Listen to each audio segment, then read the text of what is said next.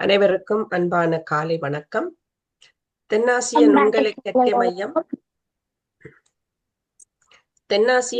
கற்கை மையம் கனடா அண்ணாமலை பல்கலைக்கழகத்திலே தமிழ், மொழியியல், நுண்கலை, யோகா போன்ற துறைகளில் பட்டங்கள் பெற்றவர்களும் பட்டம் பெற ஆர்வமாக இருக்கும் மாணவர்களுக்கும் இன்னும் நிறைந்த தேடல்கள் இருக்க வேண்டும் என்ற ஆர்வத்தின் காரணமாக அண்ணாமலை பல்கலைக்கழக தமிழ்துறை தலைவர் பெருமதிப்பிற்குரிய பேராசிரியர் பாலசுந்தரம் ஐயா அவர்களால் இந்த முத்தமிழ்ச் சங்கம் ஆரம்பிக்கப்பட்டது நம் எல்லோருக்கும் தெரியும். இந்த முத்தமிழ்ச் சங்கம் இன்று 7வது நிலையிலே இருக்கின்றது. அந்த வகையிலே அங்கே படித்த மாணவர்கள், படிக்க ஆர்வமாக இருக்கின்ற மாணவர்களுக்கு ஆராய்ச்சி கட்டுரைகள் எழுதுவதற்கும் அவர்களுடைய பேச்சாற்றலை வளர்ப்பதற்குமாக இந்த தளம் அமைக்கப்பட்டு பல்வேறுபட்ட நாடுகளிலே இருக்கின்ற பேராசிரியர்களை ஒருங்கிணைத்து இந்த கருத்தரங்குகளை மாதம் தோறும் வருகின்ற 4வது ஞாயிற்றுக்கிழமை காலை 9 மணிக்கு ஆரம்பிக்கப்பட்டு இன்று 7வது சங்கமாக இது அமைந்திருக்கின்றது. பேராசிரியரால் உருவாக்கப்பட்ட இந்த முத்தமிழ்ச் சங்கம் சிறு துளி பெருவெள்ளம் போல வளர்ந்து பல மாணவர்கள் சிறந்த ஆய்வுக் கட்டுரைகளை எழுதுவதற்கும் அவர்களுடைய பேச்சாற்றலை வளர்ப்பதற்குமான ஒரு களமாக இதை நான் காண்கின்றேன். அந்த வகையிலே எங்களுடைய பேராசிரியருக்கு இந்த அவையிலே மனம் நிறைந்த நன்றிகளை கூறிக்கொண்டு இந்த நிகழ்வினை இணையவழி ஊடாக நடத்தினாலும் இன்று 2 மிகப்பெரிய பேச்சாளர்களை நாம் சந்திக்கின்றோம். ஒருவர் தமிழகத்திலே இருந்து வந்திருக்கின்ற பேராசிரியர் சதாசிவம் ஐயா அவர்கள், மற்றவர் மொன்றியலிலே இருந்து எங்கள் அண்ணாமலை பல்கலைக்கழகத்திலே தமிழ் மொழியியல் துறையிலே முதுகலை பட்டம் பெற்று இன்று முனைவர் ஆய்வுக்காக தன்னை உட்படுத்தி கொண்டிருக்கின்ற எனது ஆருயிர் நண்பி யோகவதி தளையசிங்கம் அவர்களும் இன்று எங்களோடு பேச இருக்கின்றார்கள். அவர்கள் இருவருடைய பேச்சையும் கேட்பதற்காக இந்த அரங்கத்திலே வந்து ஆவலோடு கலந்திருக்கின்ற உங்கள் அனைவருக்கும் நன்றி கூறி இவர்களை இப்போது எங்களுடைய பெருமதிப்பிற்குரிய பேராசிரியர் அவர்கள் வழிநடத்தி செல்வார் என்று கூறி உங்களிடமிருந்து விடைபெறுகின்றேன். வணக்கம். மிக்க நன்றி நாகேஸ்வரி அவர்களே. இன்று நாங்கள் எங்களுடைய இந்த கருத்தரங்கு கடந்த 2.5 வருடங்களாக நடைபெற்றுக் கொண்டிருக்கின்றது, தொடர்ச்சியாக நடைபெற்றுக் கொண்டிருக்கிறது. அதில் இன்றைய தலைப்பு வந்து 2 பெரிய அறிஞர்கள் வந்திருக்கிறார்கள் நான் சொல்ல வேணும். ஒருவர் தமிழகத்திலிருந்து வந்திருக்கின்றார், ஒருவர் மொன்றியலில் இருந்து வந்திருக்கின்றார். அவர் எங்களுடைய அண்ணாமலை பல்கலைக்கழகத்தினுடைய மொழியியல் விரிவுரையாளர். இந்த அரங்கு நிச்சயமாக உங்கள் எல்லோருக்கும் பயனுடையதாக இருக்கும் என்று கூறிக்கொண்டு இந்த இதை நான் ஆரம்பிக்கின்றேன். முதலிலே வழக்கம் போல பாரதிதாசன் கவிதையோடு இந்த அரங்கை தொடங்கலாம். தமிழ் எங்கள் உயிர் என்பதாலே வெல்லும் தரமுண்டு தமிழருக்கு புவிமேலே. தமிழனில் எம் உயிர் பொருளாம், தமிழ் எங்கள் உயிர் என்பதாலே வெல்லும் தரமுண்டு தமிழருக்கு புவிமேலே. தமிழுண்டு தமிழ் மக்கள் உண்டு, இன்ப தமிழுக்கு நாளும் சேவை செய்வோம் நல்ல தொண்டு. தமிழுண்டு தமிழ் மக்கள் உண்டு, இன்ப தமிழுக்கு நாளும் செய்வோம் நல்ல தொண்டு. தமிழன் தமிழ் என்று தோள் தட்டி ஆடு, நல்ல தமிழ் வெல்க வெல்க என்றே தினம் பாடு. தமிழ் என்று தோள் தட்டி ஆடு, நல்ல தமிழ் வெல்க வெல்க என்றே தினம் பாடு என்று அவர் பாடலை கூறி எங்கள் தமிழ் மொழிக்கு நாங்கள் வணக்கத்தை கூறிக்கொண்டு, இன்று வழமை போல் உங்களுடைய சதாசிவம் ஐயா அவர்கள் சென்னை கிறிஸ்தவ கல்லூரியிலிருந்து வந்திருக்கின்றார்கள். இது 3வது தடவையாக கனடாவுக்கு வந்திருக்கின்றார். அந்த வகையிலே அவரை முதலிலே வருக வருக என இருவரும் கூப்பி வரவேற்கின்றோம். சதாசிவம் ஐயா அவர்களே, இவரை பற்றி ஒரு குறுகிய அறிமுகம். அவரை பாருங்க, அவருடைய 7 பக்கத்தில் அனுப்பியிருக்கின்றார். என்றாலும் அதை சுருக்கி நான் ஒரு பக்கத்தில் தருகின்றேன். இவர் தமிழகத்திலே தர்மபுரி மாவட்டத்திலே அச்சன்ன அள்ளி என்ற கிராமத்திலே, அருமையான தமிழ் பெயர், பிறந்தவர். தர்மபுரி மாவட்டத்தைச் சேர்ந்தவர். தமிழில் முனைவர் பட்டம் பெற்ற இவர் ஆய்வு நூல்கள் 6 எழுதியிருக்கின்றார். புதினங்கள் 9 எழுதியிருக்கிறார். கவனித்துக் கொள்ளுங்கள். ஆய்வு நூல் 6, நாவல் என்று சொல்லுகின்ற புதினங்கள் 9 எழுதியிருக்கின்றார். கவிதை நூல்கள் 4 எழுதியிருக்கின்றார். என மொத்தம் 19 நூல்களை படைத்துள்ளார். பெரிய படைப்பாளர். செம்புலம் என்னும் பண்பாட்டு தமிழாராய்ச்சி காலாண்டிதழையும் நடத்தி கொண்டிருக்கின்றார். செம்புலம், அதற்கு நீங்கள் கட்டுரை எழுதலாம். செம்முதா என்ற பதிப்பமும் வைத்திருக்கின்றார். செம்முதா என்ற பதிப்பமும் வைத்திருக்கின்றார். இதுவரை சுமார் 1000 கிட்ட கட்டல்களை தொகுத்து அவர் நூலாக்கியுள்ளார். தமிழ்ச்செம்மல், இளந்தமிழ் ஆய்வாளர், தூய தமிழ் பற்றாளர் ஆகிய இந்த 3 தலைப்புகளிலும் எனக்கு பிடித்த தலைப்பு தூய தமிழ் பற்றாளர். என்னை போன்ற தூய தமிழ் பற்றாளராகவும் இருக்கின்றார் அவர். அதோடு அரசின் 3 விருதுகளையும் பெற்றிருக்கின்றார். அவருக்கும் எனக்கு நெருங்கிய தொடர்பு இருக்கின்றது இந்த துறையில், இந்த தலைப்பிலே. சிங்கப்பூர், மலேசியா, இலங்கை, சிங்கப்பூர், மலேசியா, இலங்கை, ஆஸ்திரேலியா போன்ற நாடுகளுக்கு ஆய்வு பயணம் மேற்கொண்டிருக்கின்றார். இதே போன்று 4 நாடுகளில் சென்றிருக்கின்றேன் ஐயா சதா. தமிழ்நாடு மட்டுமல்லாது கேளுங்கோ, அந்தமான் உள்ளிட்ட இடங்களில் 40க்கும் மேற்பட்ட ஆய்வு கருத்தரங்களிலும் இலங்கை உட்பட அவர் பங்காற்றியிருக்கின்றார்கள். இப்பொழுது சென்னை கிறிஸ்தவ கல்லூரி தமிழ் துறையிலே உதவி பேராசிரியராக கடமையாற்றி வருகின்ற தமிழ் பற்றாளரை வருக வருக என்று கூறி, இவர் ஏற்கனவே எங்களுடைய சங்கத்தில் பேசிய தலைப்புகளில் முக்கியமாக சங்க இலக்கியங்கள் பெண்களின் பன்முக இயங்கு நிலை என்ற கட்டுரை மிகவும் காரசாரமாக அந்த அரங்கிலே பேசப்பட்டது. ஐயாவுக்கு பாராட்டுக்கள். இன்று அவர் பேச எடுத்துக்கொண்ட தலைப்பு சங்க காலத்தில் புரவலர்களும் புலவர்களும் ஓர் ஆய்வு. அதாவது சங்க காலத்திலே எம்மை ஆண்ட புரவலர்கள், மன்னர்கள், அவர்களோடு எவ்வாறு இந்த புலவர்கள் தொடர்பு இருந்தது என்பது பற்றி நாங்கள் எல்லோரும் படித்திருக்கிறோம். ஐயா என்ன புதிதாக எங்களுக்கு சொல்லி எங்களை சிந்திக்க வைக்க போறார் என்று பார்க்கலாம். வருக சதாசிவம் ஐயா, உங்களுடைய கருத்துரைகளை தருக.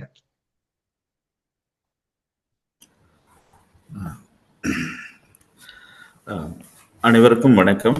என்னை இதுகாரும் மிகச்சிறப்பாக உருக்கமாகவும் நட்பில் நெருக்கமாகவும் இருந்து கொண்டிருக்கிற எமது ஐயா பெருமதிப்பிற்குரிய அண்ணாமலை பல்கலைக்கழக பேராசிரியர், கனடா வளாகம், அது மட்டும் அல்லாமல் பழந்தமிழ் இலக்கியத்திலே ஆழ்ந்த புலமை பெற்ற பெரும் சான்றோர் பெருமகனார் ஐயா அவர்களை நான் இந்த நேரத்திலே மிகவும் எனது வணக்கத்தை செலுத்தி நன்றியையும் கூற கடமைப்பட்டிருக்கிறேன். காரணம் என்னவென்றால், 3வது முறையாக எனக்கு இந்த வாய்ப்பை ஐயா அவர்கள் வழங்கி இருக்கிறார்கள். இப்பொழுது நேர மாற்றம் என்று நினைக்கிறேன். இதற்கு முன்பாக அதிகாலை இங்க தமிழ்நாட்டிலே அதிகாலை 5 மணிக்கு எழுப்பி விட்டு கட்டுரை வாசிக்க அளித்தார்கள். உண்மையிலேயே அவர் இந்த அகவையை தொட்டிருந்தாலும் மனதிலே மனிதனுக்கு 2 வயது என்பார்கள். உடலுக்கு 1 வயது, மனதிற்கு 1 வயது. உண்மையிலேயே என்னை விட அதிவேகமாக இயங்குகின்ற, மனதளவில் இயங்குகின்ற ஒரு பெருந்தகையாளர்கள். இப்படி அங்க அறிமுகத்திலே சொன்னார்கள், அங்கு கனடாவில் படிக்கின்ற, தமிழ் பயில்கின்ற ஆராய்ச்சி மாணவர்களுக்கு இது ஒரு பயனுள்ள வகையில் ஐயா அவர்கள் இந்த அமைப்பினை ஏற்படுத்தி இருப்பதாக உண்மையிலேயே பெருமகிழ்ச்சி அளிக்கிறது. இந்த அமைப்பு தொடர்ந்து செயல்பட்டு கொண்டிருப்பது, இந்த ஒரு கூட்டம் என்று சொன்னால் ஐயா மிக முறையாக, நாங்களெல்லாம் கூட இந்த அவசர நெருக்கடி காலத்திலே இவ்வாறு ஒரு முறையாக ஒவ்வொன்றையும் பார்த்து செய்ய இயலுமா என்று ஐயப்பாடாக இருக்கிறது. ஆனால் ஐயா அவர்கள் இதை மிக கவனத்தோடு செய்து கொண்டிருக்கிறார்கள். அவர்களுக்கு என்னுடைய வாழ்த்துக்களும் நன்றியும். மற்றும் இங்கு சான்றோர் பெருமக்கள் எல்லாம் கூடியிருக்கிறீர்கள்.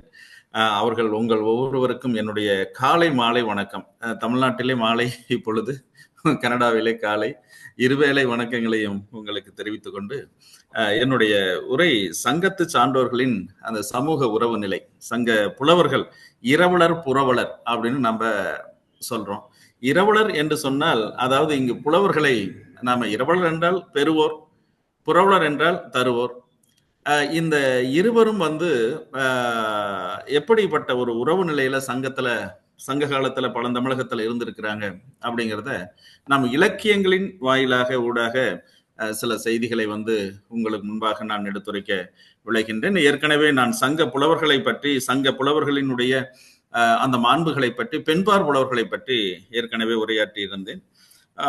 இப்பொழுது சங்க காலம் என்பதை பெரும்பான்மையாக சான்றோர் பெருமக்கள் எல்லாம் கிபி 1 கிமு 3, 4, 5 அதை நீட்சி பெற்றுட்டே போறாங்க. பெரும்பான்மையான ஆய்வாளர்கள் ஒரு 300 ஆண்டு காலத்தை, கிமு 200 கிபி 1 வரைக்கும் ஒரு 300 ஆண்டு காலத்தை தோராயமாக சங்ககாலம் என்று பெரும்பான்மையானோர் ஏற்றுக்கொண்ட காலகட்டமாக இருக்கிறது. இந்த காலகட்டத்திலே தனித்தனியாக உதிரியாக 2381 பாடல்களை நாம் கண்டெடுக்க முடிந்திருக்கிறது. இன்றைக்கு நூலாக்கம் பெற்று 2381 பாடல்கள் அகம் புறம் என்ற 2 நிலைகளே நமக்கு கிடைக்கப்பட்டிருக்கின்றன. இந்த 2381 பாடல்களிலே 1862 பாடல்கள் நமக்கு அகம் சார்ந்தவையாக இருக்கின்றன. தமிழினுடைய சுவையை, தமிழினுடைய பெருமையை, அதனுடைய வளத்தை, அதனுடைய செழுமையை நாம் அறிய வேண்டும் என்று சொன்னால் சான்றோர் பெருமக்கள் எல்லாம் மூவா, வாசுப மாணிக்கனார் போன்ற பெருமக்கள் எல்லாம் அகத்திணையை படிக்க வேண்டும். ஐயா பாலா ஐயா அவர்களுக்கு மிகச்சிறப்பாக அவர்களை எல்லாம் அறிமுகம். அதுவும் ஈழத்தை சார்ந்த சிவை தாமோதரனார் போன்றவரெல்லாம் சங்க இலக்கியத்திற்கான உரையை செய்திருக்கிறார்கள். ஆறுமுக நாவலர் போன்றவரெல்லாம் மிக பாண்டித்தியம் பெற்றவர்கள்.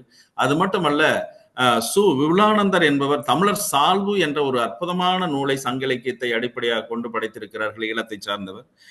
இங்கு தமிழகத்திலே அறிஞர் பெருமக்கள் எல்லாம் இந்த அகத்திணையை, 5 திணையை, 4 திணை தான் நிலையில்லாத திணை, பாலைத்திணை என்பதை பார்க்கிறோம். குறிஞ்சி, முல்லை, மருதம், நெய்தல் என்ற நானிலத்தால் ஆனது. அது குறிப்பாக தமிழக சூழலை, அன்றைய தமிழகத்தை, பழந்தமிழகத்தை, வடவேங்கடம், தென்குமரி, குமரி, ஆயிடை தமிழ்கூறு நல்லுலகம் என்று தொல்காப்பியம் எடுத்துரைக்கிறது.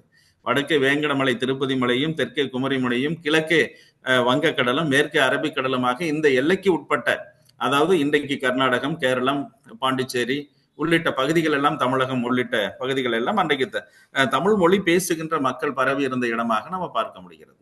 ஆக இந்த நிலத்திலே, இந்த நிலச்சூழலிலே அன்றைய மக்களுடைய வாழ்வியல் எப்படி திணை என்று சொன்னால் 2 இருக்கிறது. 3 சுழி நகரம் போட்டால் அதுல பாத்தீங்கன்னா ஒழுக்கம் என்பது பொருள். 2 சுழி நை போட்டோம்னா அது குறிஞ்சி நிலத்திலே விளைகின்ற திணை, ஒரு தானியத்தை குறிப்பிடும். ஆக இந்த மக்களினுடைய ஒழுக்கலாறுகளை, வாழ்வியல் ஒழுக்கலாறுகளை, பண்பாடுகளை, அவர்களுடைய நாகரிகத்தை, சடங்கு முறைகளை, சம்பிரதாயங்களை எல்லாத்தையும் எப்படி புலவர்கள் இயல்பாக தங்களுடைய பாடல்களுக்குள்ளே அங்கே புகுத்தி இருக்கிறார்கள், கொண்டு வந்திருக்கிறார்கள் என்பதை பார்க்கிறோம். அன்றைய மக்கள் எல்லாமே ஒரு பண்டமாற்று முறையில தான் நாம புழங்கி இருக்கிறாங்க. எல்லா நிலமும் ஒன்றோடு ஒன்று தொடர்புடையதுதான். பார்த்துக்கோங்க, ஒரு அறிவு இயல்பாக பாருங்க, இயற்கையோடு இயைந்த வாழ்க்கை மிக முக்கியமானது. இன்னைக்கு நாம் செயற்கை தொழில்நுட்பம் இன்றைக்கு எங்கோ வெகுவாக நெடுந்தூரம் பயணித்துக் கொண்டிருக்கிற நேரத்துல இந்த மக்கள் எல்லாம் ஒரு இயற்கையோடு இயைந்த வாழ்க்கை. ஏறத்தாழ 250க்கும் மேற்பட்ட மன்னர்களை பற்றிய குறிப்பு நம்ம கிட்ட இருக்கு. எது அந்த புலவர்களால் பாடப்பட்டது. 473 புலவர்கள் பாடி இருக்கிறாங்க. மொத்தமான பாடல்கள் 103 பாடல்களுக்கு ஆசிரியர்கள் பெயர் தெரியாத புலவர்கள் சங்க இலக்கியத்துல இருக்கு. இந்த 473 புலவர்கள்ல பாத்தீங்கன்னா 50க்கு மேற்பட்டோர், 50 பேர் அப்படின்னு அறுதிட்டு கூறலாம். 50 பேர் நம்ம கிட்ட பட்டியல இருக்கு. ஐயாவுக்கும், பாலா ஐயாவுக்கும் அவருடைய சமீபத்தில் சென்னையில் மணிமேகலை பிரசுரம் என்ன நினைக்கிறேன், அந்த பிரசுரத்திலே ஒரு அற்புதமான நூலை கொண்டு வந்திருக்கிறார். அதிலே கூட சங்கத்து புலவர்களை பற்றிய குறிப்புகளை எல்லாம் குறிப்பிட்டு இருக்கிறார்கள். அது 50 பெண்பார் புலவர்கள் உலகத்திலே ஹீரோயிக் பொயிட்ரி, வீரயுக பாடல்கள் என்று சொல்லுவார்கள் சங்க இலக்கியத்தை, சங்க பாடல்களை, புறப்பாடல்களை. அப்ப அந்த காலகட்டத்திலே ஒரு பெண், அவள் பெயர் ஔவையார், அந்த பெண் தான் உலகத்திலே அதிகமான கல்வி கற்றவள் என்று ஒரு ஆராய்ச்சி முடிவு இப்போ வந்திருக்கிறது. பேசு மணி என்பவர்கள் எல்லாம் அதை பற்றிய ஒரு சிறந்த ஆய்வு நூலை கொண்டு வந்திருக்கிறார்கள். ஔவைக்கு நிகரான ஒரு புலவர் உலக அளவில் ஒரு பெண்பார் புலவர் இல்லை என்பதை நாம பார்க்கிறோம். அந்த ஔவைதான். அதை பற்றி பிறகும் நான் குறிப்பிட விரும்புகிறேன். ஆக இப்படி சங்க இலக்கியம் என்பது அந்த காலத்து மக்களுடைய வாழ்வியல் சூழல், அவருடைய உணவு முறைகள் எல்லாம் எவ்வாறு இருந்தது, திருமண முறைகள் எவ்வாறு இருந்தது என்பதை பற்றி எல்லாம் சங்க இலக்கியத்தோடு நாம் தொடர்பு படுத்தி சங்க இலக்கியங்களிலே இருக்கின்ற தரவுகளை நான் அடிப்படையாக கொண்டு சில செய்திகளை நான் குறிப்பிட விரும்புகிறேன். அதாவது இந்த சான்றோர் என கேட்ட தாய், திருக்குறளை கூட பார்க்கிறோம், சான்றோன் என கேட்ட தாய். இங்கு சான்றோன் என்பது சங்க இலக்கியத்திலே கூட இந்த சான்றோன் என்பதை இரு நிலைகளிலே நாம் இங்கு எடுத்துக்கொள்ள கூடியதாக இருக்கிறது. சான்றோன் என்று சொன்னால் ஆன்றவிந்து அடங்கிய கொள்கை சான்றோர் பலர் யான் வாழும் ஊரை. யாருங்க? பிசிராந்தையர் சொல்லுவார். புறநானூற்றிலே ஒரு பாடல்ல, யாண்டு பலவாகிய நரையிலவாகுதல் யாங்காகிறன்னு வினவுதுயிர் ஆயின், அந்த பாடல்ல என்ன கடைசியில முடிக்கும் போது என்ன சொல்லுவார்னா, ஆன்று அவிந்து அடங்கிய கொள்கை சான்றோர் அப்படிங்குவார். அங்க என்ன அப்படின்னு சொன்னா, புலன்களை எல்லாம் அடக்கிய, புலன் இன்பங்களை எல்லாம் துறந்த அந்த சான்றோர் பெருமக்கள் என்னுடைய ஊர்களிலே வாழ்ந்து கொண்டிருக்கிறார்கள், நிரம்ப இருக்கிறார்கள் என்பதாக நாம் அந்த இடத்துல பார்க்கிறோம். அதாவது மனைவியை பத்தி, மக்களை பத்தி சொல்றாரு, மன்னனை பத்தி சொல்றாரு, சேவர்களை பத்தி சொல்றாரு, சான்றோர்களை பத்தி அந்த பாடலை குறிப்பிட்டுட்டே வருவார். அப்ப இங்கே சான்றோர் என்பது பாத்தீங்கன்னா ஒரு அறிவு புலம் சார்ந்தவர்களாக நாம பார்க்கிறோம். பெரும்பாலும் இன்னைக்கு சான்றோர் என்று சொன்னால் என்ன, ஒரு பெரும் ஆளுமை மிக்க ஒருவரை கல்வி புலமை கொண்ட ஒருவரை ஒரு ஒரு ஒரு குறிப்பிட்ட களத்திலே சிறந்து விளங்குபவர்களை நாம் சான்றோர் என்று நாம அதாவது விளைக்கின்ற ஒரு வழக்கத்தை கொண்டிருக்கிறோம். ஆனால் சான்றோன் என கேட்ட தாய் அந்த இதுல பாத்தீங்கன்னா பொன்முடியார் என்ற ஒரு புலவரை நாம பார்க்கிறோம். அந்த புலவருடைய ஒரு எளிமையான பாடல், அதே வலிமையான கருத்துக்களை சொல்லுகின்ற, ஒரு சமூகத்தை எடுத்துரைக்கின்ற ஒரு பாடலாக, இன்று புறந்தறுதல் என் தலை கடனே சான்றோன் ஆக்குதல் தந்தைக்கு கடனே என்று அதுல சான்றோன் என்று குறிப்பிடுகிறார்கள். ஆக ஒரு பிள்ளையை சான்றோன் ஆக்குவது தந்தைக்கு கடனே என்று சொல்லிவிட்டு வேல்வடித்து கொடுத்தல் கொல்லர்க்கு கடனே என்று அடுத்த நிலையில அடுத்த வரி வருகிறது. இங்கு என்ன, எதை பொருத்தி பார்க்க வேண்டியது இருக்கிறது என்று சொன்னால், சான்றோன் என்பதை இங்கு வீரன் என்ற ஒரு பொருளிலே நாம் காண வேண்டிய ஒரு கருத்தை எடுத்துக்கொள்ள வேண்டிய நிலையில இருக்கிறோம். ஒன்று கல்வியில் சிறந்த சான்றோர், இந்த சான்றோர்களை புலவர்கள் என்று நாம வைத்துக் கொள்ளலாம். இன்னொன்று சான்றோன் என்று பார்க்கிற பொழுது வீரன் என்ற நிலையிலே நாம் இங்க பார்க்கலாம். இந்த வீரன் என்ற நிலையிலே நாம் இங்கு அதிகமாக ஒரு குறிப்புக்காக மட்டும் எடுத்துரைத்து விட்டு, இந்த சான்றோர், சங்கத்து சான்றோர் அப்படின்னு யார் குறிப்பிடுறாங்க அப்படின்னு சொன்னா, இவர்களை பாத்தீங்கன்னா உரையாசிரியர்கள் குறிப்பிடுறாங்க. உரை என்பது சங்க பாடல்களுக்கும் தொல்காப்பியத்திற்கும் நாம் கிபி 10ஆம் நூற்றாண்டு அளவிலே பேராசிரியர், பரிமேலர்கள், நச்சினார்க்கினியர் இவர்கள் எல்லாம் இளம்பொருணர் போன்றவர்கள் எல்லாம் அந்த உரையை தொடங்குகிறார்கள். திருக்குறளுக்கு பரிமேல் அழகர் உள்ளிட்ட 10 பேர் உரையை நாம மேற்கொள்வதை பார்க்கிறோம். இப்படி அவர்கள் என்ன சொல்றாங்க பாத்தீங்கன்னா, பாருங்க, ஒரு குறிப்பு என்னன்னா, 8 தொகை 10 பாட்டுள் குறிப்பிடப்படும் புலவர்களை சான்றோர் எனவும் சங்கத்து சான்றோர் எனவும் உரையாசிரியர்கள் குறிப்பது நினைவு கூறத்தக்கது என்று பார்க்கிறோம். இவர்களை நாம புலவர்கள் என்று நாம் இன்றைக்கு பேசுறோம். ஆனால் உரையாசிரியர்கள் இவர்களை சங்கத்து சான்றோர்கள் என்று குறிப்பிடுகிறார்கள். ஆக அது மட்டும் இல்லாமல் புலவர்கள் அன்னைக்கு சமூகத்தில் ஒரு பெரும் மதிப்பிற்குரியவராக, புலவர்கள் பாடாது வருக, புலவர்களால் பாடப்படுவதை தான் ஒரு பெரும் கௌரவமாக, பெருமையாக கருதுகின்ற ஒரு காலகட்டம் சங்க காலம் என்பதை பார்க்கிறோம். ஆக இன்றைக்கு பாத்தீங்கன்னா புலவர்கள் அல்லது புலவர்களுடைய வறுமை அதையெல்லாம் காலந்தோறும் பார்க்கிறோம். ராமச்சந்திரன் இதை குறிப்பிட்டே ஆக வேண்டும். அன்றைக்கு புலவர்கள் என்று சொன்னால் ஒரு வறுமை உடன் இருக்கவே செய்திருக்கிறது. வறுமை நிலையில அப்ப பாத்தீங்கன்னா ராமச்சந்திர கவிராயன் சொல்லுகிறார், கல்லைத்தான் மண்ணைத்தான் காட்சித்தான் குடிக்கத்தான் கற்பித்தான் இல்லைத்தான் பொன்னைத்தான் எனக்குத்தான் கொடுத்துத்தான் ரச்சித்தானா என்று ஒரு பாடலிலே என்ன சொல்லுகிறார் பாருங்க. இந்த புறவலர் இரவலர் என்ற நிலையில இப்ப நான் அதை தொடங்குறேன். ஒரு இரவலன் என்று சொன்னால் என்ன, பொருளை பெறுகின்ற ஒரு நோக்கமுடையவராக இருக்கிறோம். இப்ப பொருளும் அதாவது உடனிருப்பது புலமையும் வறுமையும் என்று தருமை சொன்னது போல அன்றைய புலவர்கள் நிரம்ப கல்விமான்களாக இருந்திருக்கிறார்கள். ஆனால் இவர்கள் பொருள் சேர்க்கும் நோக்கமுடையவர்கள் அல்ல. இந்த சமூகத்தையும் இந்த மக்களையும் ஒரு பெரும் அக்கறையோடு, மன்னனுக்கு அறிவுரை நல்குகின்ற ஒரு பெரும் சான்றாண்மையோடு இவர்கள் தங்களுடைய பாடல்களிலே பல கருத்துக்களை பதிவு செய்திருக்கிறார்கள். இப்ப இதுல பாத்தீங்கன்னா அதாவது அகத்திணையை எடுத்துக்கொண்டால் அதிலே களவு கற்பு என்ற ஒரு இரு நிலைகள் இருக்கிறது. இந்த சமூக அக்கறைக்காக ஒரு செய்தியை இங்க குறிப்பிட வேண்டியதாக இருக்கிறது. இந்த சமூக அக்கறை எப்படி பெண்பார் புலவர்களுக்கும் ஆண்பார் புலவர்களுக்கும் இருவேறு நிலைகள்ல, மனநிலைகள்ல அவங்களுடைய பாடல்கள் அமைந்திருக்கிறது என்பதை ஒட்டுமொத்தமாக காண்கிற பொழுது, பெண்பார் புலவர்கள் பாடல்கள் பெரும்பான்மையாக கற்பு திணை சார்ந்து, கற்பு என்று சொன்னால் இல்லறம் சார்ந்து, இல்லற நெறி சார்ந்து அதிகமான பாடல்கள் பதிவு செய்யப்பட்டிருக்கிறார்கள். அதே போல ஆண்பார் புலவர்கள் பாத்தீங்கன்னா பெரும்பாலும் அப்படி அல்ல, களவு சார்ந்து, அதாவது திருமணத்திற்கு முந்தைய வாழ்க்கை பற்றிய பாடல்களை நாம் பாடியிருப்பதை நாம பார்க்கிறோம். இப்படி வந்து அந்த புலவர்களுடைய பாடல் தன்மைகள் இவ்வாறு இருந்தாலும் நமக்கு புறநானூற்றிலே நமக்கு இந்த புலவர் இரவலர் புரவலனுடைய அந்த நட்பு நிலை உறவு நிலை நமக்கு வந்து மிகச் சிறப்பாக இருக்கிறது. இந்த சங்ககாலத்து புலவர்கள் வந்து பாத்தீங்கன்னா பல்வேறு தரப்புல இருக்கிறாங்க. பல்வேறு தரப்புல அன்றைக்கு கல்வி வந்து பாத்தீங்கன்னா ஆண் பெண் இருபாலருக்கும் அதாவது எண்ணிக்கை அளவுல புலவர்கள் பெண்பார் புலவர்களுடைய எண்ணிக்கை அதிகமா இரு நிலையிலையும் சமமா இல்லை அப்படின்னு சொன்னாலும் எல்லோருக்கும் பொதுவான நிலையில் கல்வி கிடைக்கப்பட்டு இருக்கிறது என்பதை சங்க பாடல்களை நாம் அடிப்படையாக வைத்து நாம பார்க்க முடிகிறது. குறிப்பாக பாருங்க, குறிஞ்சி நிலம் என்பது மலையும் அதனை சார்ந்த பகுதியும் என்பதை நாம் அறிவோம். அந்த குறிஞ்சி நிலத்திலே பாருங்க, அந்த புலவர்கள் குறமகள் இளவெயினி, குறமகள் முதுவெயினி போன்ற புலவர்களை எல்லாம் பார்க்கிறோம் குறிஞ்சி நிலத்திலே. அதே போல வந்து பாத்தீங்கன்னா நம்மளுக்கு வெண்ணி குயத்தியார், குயவன், அதாவது இந்த மண்பாண்ட தொழில் செய்கின்ற அந்த குடும்பத்திலே இருக்கின்ற அந்த புலவரை நாம பார்க்க முடிகிறது.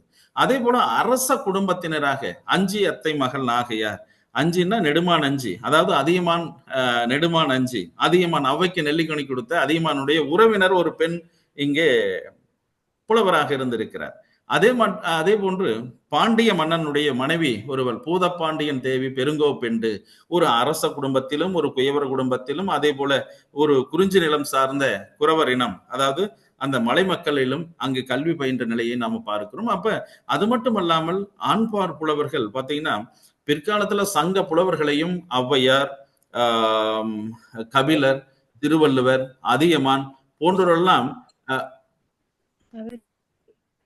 போன்றவர்கள் எல்லாம் ஒரு குடும்பத்தில் ஒரு தாய் வயிற்று பிள்ளைகள் என்பது போல நமக்கு வந்து பல்வேறு பதிவுகளை நாம் பிற்காலத்திலே நாடகங்கள் வாயிலாக நாம பார்க்கிறோம். அப்ப சங்க காலத்து புலவர்கள் எல்லாம் ஒரு காலத்தவர்கள் அல்ல, பல்வேறு காலகட்டத்தை சார்ந்தவர்கள். ஆனால் பாடல்ல வந்து பாத்தீங்கன்னா ஒரு வகையான ஒரு பொருண்மை. எல்லா பாடல்களும் 2 பாடல்களை தவிர, அதாவது கலித்தொகையும் பரிபாடலையும் தவிர மற்ற அத்தனை பாடல்களுமே ஆசிரியப்பா என்ற ஒரு வகையில அங்கு பாடப்பட்டிருக்கும், ஆசிரியப்பாவில். அதே போல வந்து பாத்தீங்கன்னா அதிகபட்சமாக 782 அடிகளை மதுரை காஞ்சியில நம்ம பார்க்கிறோம். அதே போல குறைந்தபட்சமாக 103 அடி பாடல்களும் வெறும் 3 அடி, 500 வெறும் 3 அடி பாட்டு 3 வரியில பாட்டு இருக்கு. அதே போல அதிகபட்சமாக 782 வரியில மதுரை காஞ்சி. இப்படி வந்து ஒரு சங்க இலக்கியம் வந்து ஒரு பெரும் களஞ்சியமாக பழந்தமிழ் வாழ்வியலை, பழந்தமிழ் மக்களுடைய அரசர்களுடைய வாழ்வியலை, தென்னாட்டு போர்க்களங்கள் என்ற ஒரு அற்புதமான புத்தகத்தை அப்பாதுரையார் நமக்கு வழங்கி இருக்கிறார்கள். அது மட்டுமல்ல, சங்க காலத்து போர்கள், சங்க காலத்து அரசர்கள் எப்படி சமூகத்தோடு ஒரு நல்லுறவு கொண்டிருந்தார்கள் என்பதை பற்றியெல்லாம் பார்க்கிறோம். இப்படி வந்து இந்த புலவர்களை பற்றிய சில அறிமுகத்தை நாம் பார்த்துவிட்டு, சங்ககால புலவர்கள் வந்து மக்களால் இன்றைக்கு வந்து மதுரையில அங்கையர் கன்னி கோயிலிலே 47 புலவர்களுக்கு வந்து விக்கிரகங்கள், கோயில்ல எப்படி நம்ம 63 நாயன்மார்களுக்கு எல்லாம் வந்து ஒரு விக்கிரகங்கள் ஒவ்வொரு கோயிலையும் இன்னைக்கு தமிழ்நாட்டுல இருக்கிற கோயில்கள்ல இருக்கு, அது போல கிட்டத்தட்ட ஒரு 47 புலவர்களுக்கு விக்கிரகங்கள் இருப்பதை இன்றைக்கும் பார்க்கிறோம். அப்ப என்ன அப்படின்னு சொன்னா, அந்த புலவர்கள் எல்லாம் நமக்கு மக்களால் எப்படி ஒரு பெருநிலையில போற்றப்பட்டு வந்திருக்கிறாங்க என்பதை பார்க்கிறோம். அது மட்டுமல்ல, ஔவையாருக்கு கன்னியாகுமரியில இன்றைக்கும் ஔவையாரை ஒரு அம்மனாக வழிபடுகின்ற ஒரு நிலையை பார்க்கிறோம். அதே போல வள்ளுவருக்கு வந்து பாத்தீங்கன்னா சங்ககால புலவர்கள் இவங்க எல்லாம், வள்ளுவரும் வந்து சங்ககாலமும் வேறு அல்ல, எல்லாம் பெரும்பான்மையாக சங்க புலவர்கள். திருவள்ளுவ மாலையில வள்ளுவத்தை வந்து பெருமைப்படுத்தி பார்க்கிற பொழுது 53 புலவர்கள் திருவள்ளுவ மாலையில திருக்குறளினுடைய பெருமையை பத்தி பேசுறாங்க. அப்ப அவங்க எல்லாம் சங்க பாடல்களையும் பாடி இருக்கிறாங்க. அப்ப சங்க காலத்து அப்ப வள்ளுவருக்கு வந்து மயிலாப்பூர்ல வந்து சென்னையில கோயில். அப்ப ஒரு புலவர்கள் மக்களால் வழிபடத்தக்க நிலையில அன்றைக்கு விளங்கி இருக்கிறாங்க என்று சொன்னால் அவங்க சமூகத்துல எவ்வளவு ஒரு பெரும் மதிப்பிற்குரியவளாக இருந்திருப்பாங்க அப்படிங்கிறத நாம பார்க்கிறோம். அப்படி பார்க்கிற பொழுது பாருங்க, இந்த சங்க காலத்து புலவர்கள் இன்றைக்கு நாம கடந்த மாதம் வெளியிட்ட நூல் இன்றைக்கு காணாமல் போய்விடுகிறது. ஆனால் ஒற்றை பாடல்களை பாடிய, குறிப்பாக யாதும் ஊரே யாவரும் கேளீர் அந்த பாடலை அறியாதவர்கள் யாரும் இருக்க முடியாது. 192வது பாடல் புறநானூற்றிலே. புறநானூற்றினுடைய உயிர் என்று சொன்னால் 180 200வது பாடல் வரைக்கும் ஒரு 20 பாடல் வந்து பாத்தீங்கன்னா புறநானூற்றினுடைய அடிநாதமாக இதயமாக இருக்கிறது என்றே சொல்லலாம். அதுலதான் இந்த 192வது யாதும் ஊரே யாவரும் கேளீர், உண்டால் அம்மையும் உலகம் எந்திரேர், அது போல வந்து பாத்தீங்கன்னா குறு மக்கள் இதையெல்லாம் வந்து அதுலதான் நம்மளுக்கு இடம்பெறுது. இப்படி பார்க்கிற பொழுது சங்க காலத்து புலவர்கள் எல்லார்தம் பாடல்களும் காலம் கடந்த நாள மதிப்பை உடையது என்று பார்க்கிறோம். இப்ப சங்க காலத்து புலவர்களுடைய பாடல்கள் ஒற்றை பாடலை பாடிய 100க்கும் மேற்பட்ட புலவர்கள் நமக்கு இருக்கிறாங்க. அந்த ஒரு பாடல் இன்னும் குறிப்பா வந்து பாத்தீங்கன்னா 4 வரியுடைய ஒரு ஒற்றை பாடல், அவ்வளவுதாங்க. இன்றைக்கு 2000 ஆண்டு காலமாக அந்த புலவர் வந்து மக்களால் போற்றப்பட்டு கற்றோர்களால் கற்றறிந்தோர் ஏத்தும் அந்த புலவர்களாக இன்றைக்கு நாம இருப்பதை நாம பார்க்கிறோம். இப்ப இப்படி வந்து அந்த புலவர்கள் வந்து என்ன பண்ணிருக்கிறாங்க அப்படின்னு சொன்னா, இப்ப மன்னர் ஆலோசனை, நாட்டின் மீது அக்கறை கொண்ட ஒரு சமூக அக்கறை கொண்ட பாடல்களை வந்து பாத்தீங்கன்னா மாமூலனார் என்ற ஒரு புலவரை பார்க்கிறோம், பரணர் என்ற ஒரு புலவரை பார்க்கிறோம். இவர்கள் எல்லாம் என்ன பண்ணுவாங்க அப்படின்னு சொன்னா, மியூட் பண்ணணுங்க. அந்த ஜூம் யூசர்னு இருக்கிறவங்க பேசிட்டு இருக்காங்க, மியூட் பண்ணணும். சரிங்க. சூரியகலா அம்மா மியூட் பண்ணணும். ஆமா ஆமா ஆமா ஆமா அது அது அதை கொஞ்சம் பாருங்களையா, ஏனென்றால் எனக்கு அது கொஞ்சம் இடையில பேச்சு கேட்டுக்கொண்டே இருக்கு. சரி, நல்லது. ஆக இதுல வந்து பார்த்தீங்கன்னா அந்த பரணர் மாமூலனார் என்ற 2 புலவர்களும் வந்து அவர்கள் தாங்கள் பாடுகின்ற பாடல்கள் ஏதேனும் ஒரு வரலாற்று குறிப்பை வைத்து பாடுவாங்க. என்ன அப்படின்னு சொன்னா, குறிப்பாக பாருங்க, பரணர் பார்த்தீங்கன்னா வரலாற்று புலவர் அப்படின்னு அவரை சொல்லுவோம். அவரு தாங்க இப்ப கண்ணதாசன் கூட ஆட்டனத்தி ஆதிமந்தி என்ற ஒரு காவியத்தை படைத்திருக்கிறார். அது திரைப்படமாக கூட வந்திருக்கு 1956 நினைக்கிறேன். அந்த அந்த ஆட்டனத்தி ஆதிமந்தி காவியத்திற்கு அடித்தளமாக இருப்பது சங்க புலவன் பரணனுடைய மாமூலனுடைய பாடல். என்ன அப்படின்னு சொன்னா, அதுலதான் வந்து அந்த ஆட்டனத்தி கரிகால் வளத்தானுடைய மகள், கரிகால் சோழனுடைய மகளை பற்றிய, அவள் வந்து தன் கணவனை இழந்த அந்த செய்தியை, ஆட்டனத்தியை இழந்திய சேர இளவரசனை பற்றி எல்லாம் அங்கேதான் குறிப்பிட்டிருப்பார்கள். இப்படி வரலாற்று செய்திகளை மட்டுமல்ல, அன்றைய காலகட்டத்திலே இருந்த சில அதிசயமான சில செய்திகள் இருக்குங்க. அதாவது வந்து பாத்தீங்கன்னா, இந்த புலவர்கள் வந்து இதையெல்லாம் வந்து எதிர்கால மக்கள் சந்ததியினர் அறிந்து கொள்ள வேண்டும் என்ற நோக்கத்தில் அவர்கள் வந்து பாடியிருப்பார்களா, அல்லது வந்து அவர்கள் இயல்பாகவே தன்னுடைய பாடல்கள்ல வந்து இப்படிப்பட்ட குறிப்புகளை எல்லாம் வைத்து நமக்கு வந்து பாத்தீங்கன்னா இன்னைக்கு ஒரு பெரும் வியப்பை தருகிறாங்க. குறிப்பாக வந்து பாத்தீங்கன்னா, ஒரு விலங்கா பறவையா என்ற ஒன்றை அறிந்து கொள்ள முடியல. உரையாசிரியர்கள் கூட அது பெரும்பாலும் பிற்காலத்தவர்கள் எல்லாம் கம்பராமாயணம், பிற்கால நிகண்டுகள் எல்லாமே பறவை என்ற ஒரு பொருளிலே பார்க்கிறது. அசுனம் என்ற ஒரு உயிரினத்தை பற்றி குறிப்பிடுறாங்க சார். அந்த அசுனத்தினுடைய சிறப்பு என்ன அப்படின்னு சொன்னா, அது வேற எங்கேயுமே வேற எந்த இதுலையுமே அதனுடைய இயல்பை, இப்படி ஒரு அக்ரிணை உயிர் வந்து இசை கேட்கும் தன்மையுடையதுன்னு அங்க பதிவு பண்றாங்க. இசை கேட்கும் தன்மையுடையது. அந்த அசுனத்தை வேட்டைக்காக பிடிப்பவர்கள், அது புலவர்களுடைய பாடல்ல தான் நம்ம வந்து பார்க்க முடியுது. வேட்டைக்காக பிடிப்பவர்கள் என்ன பண்ணுவாங்களோ, ஆரம்பத்திலே அது கேட்கின்ற மென்மையான இசையை கொடுத்து, பிறகு வந்து அது அதிர்வு கொள்ளும்படியாக, அது வந்து அதிர்ச்சி கொள்ளும்படியாக பேரிரைச்சல் தருகின்ற பறையோசை எழுப்பி அதனை மேலே இருந்து, மரத்தின் மேலே இருந்து கீழே விழ வைத்து அவர்கள் வந்து பிடித்துக் கொள்வார்கள் என்ற ஒரு குறிப்பை நம்ம பார்க்கிறோம். அப்ப இது எதற்கு இங்க ஒரு எடுத்துக்காட்டாக சொல்லுது அப்படின்னு சொன்னா, ஒரு புலவன் எப்படி கற்பனைப்படுத்தி காட்சிப்படுத்துகிறான் பாருங்கள். எதற்கு என்று சொன்னால், அதாவது இந்த அசுனம் வந்து ஆரம்பத்திலே அதை பிடிப்பவன் அதற்கு இன்பத்தை கொடுத்தான், பிறகு வந்து அதற்கு துன்பத்தை தந்தான் இல்லையா? அது போல ஆரம்பத்திலே தலைவன் எனக்கு இன்பத்தை தருபவனாக இருந்தான், இப்பொழுது பிரிந்து போய் எனக்கு துன்பம் தருபவனாக இருக்கிறான் என்று தலைவி அதனை குறிப்பிட்டு பேசுவதாக, இப்படி பல்வேறு இந்த அசுனம், இது அந்த ஒப்புமைக்காக அங்கு குறிப்பிட்டிருந்தாலும், இந்த அசுனம் என்பதை ஒன்றையெல்லாம் இது போன்ற புதுமையான சில செய்திகளை நமக்கு வந்து சங்க இலக்கியத்திலே பதிவு செய்திருப்பதை புலவர்கள் நாம பார்க்கிறோம். அது மட்டும் இல்லாம பாத்தீங்கன்னா, அன்றைக்கு ஒரு மன்னனுக்கு இப்ப 18 என்ற ஒரு பகுதி இருக்கிறது. அந்த 18 வந்து பார்த்தா குறிப்பாக சேர மன்னர்களையும், அது சேர நாட்டையும், சேர மன்னர்களுடைய ஆட்சி, போர் முறை, இது இந்த சிறப்புகளை எல்லாம் நமக்கு எடுத்து சொல்லுது. இதுல வந்து பாத்தீங்கன்னா, அந்த சேர மன்னர்கள் எப்படிப்பட்ட ஒரு மிகச்சிறந்த ஒரு ஆளுமை கொண்டவர்களாக, வேற சோழனுக்கோ பாண்டியனுக்கோ தனித்தனி பாடல்கள் இருக்கிறது, ஒரு தனியான நூல் இல்லை. அதை மன்னிக்க வேண்டும், பாண்டியனுக்கும் சோழர்களுக்கும் தனிப்பட்ட நூல்கள் இல்லை சங்க காலத்துல. ஆனால் வந்து சேர மன்னர்களுக்கு மட்டும் 18 என்ற ஒரு சங்க நூல் இருப்பதை பார்க்கிறோம். 80 பாடல்கள் அதுல 8 புலவர்களால் பாடப்பட்டிருக்கு. முதல் 10 கடைசி 10 நமக்கு கிடைக்கலைங்க. அதுல குறிப்பாக அன்றைக்கு மன்னர்கள் எப்படிப்பட்ட ஒரு நிலை உடையவர்களாக இருந்திருக்கிறாங்க அப்படின்னு பாத்தீங்கன்னா, 5ஆம் 10 பரணர் என்ற ஒரு புலவர் பாடியிருப்பார். அந்த 5ஆம் பத்துல வந்து அந்த பாருங்க, அந்த புலவர்கள் மீது அன்றைய மன்னர்கள் எத்தகைய ஒரு பேரன்பும் ஒரு நம்பிக்கையும் உடையவர்களாக இருந்திருக்கிறாங்கன்னா, எல்லோரும் வந்து காக்கை பாடின நெச்சல்லையாருக்கு இப்ப ஆடுகோட்பாட்டு சேரலாதன் என்ற மன்னன் 16 100,000 காணம் பரிசை கொடுத்தான், ஏதோ பொற்காசுகளை அளந்து கொடுத்தான் என்பதெல்லாம் பதிவு பார்க்கிறோம்.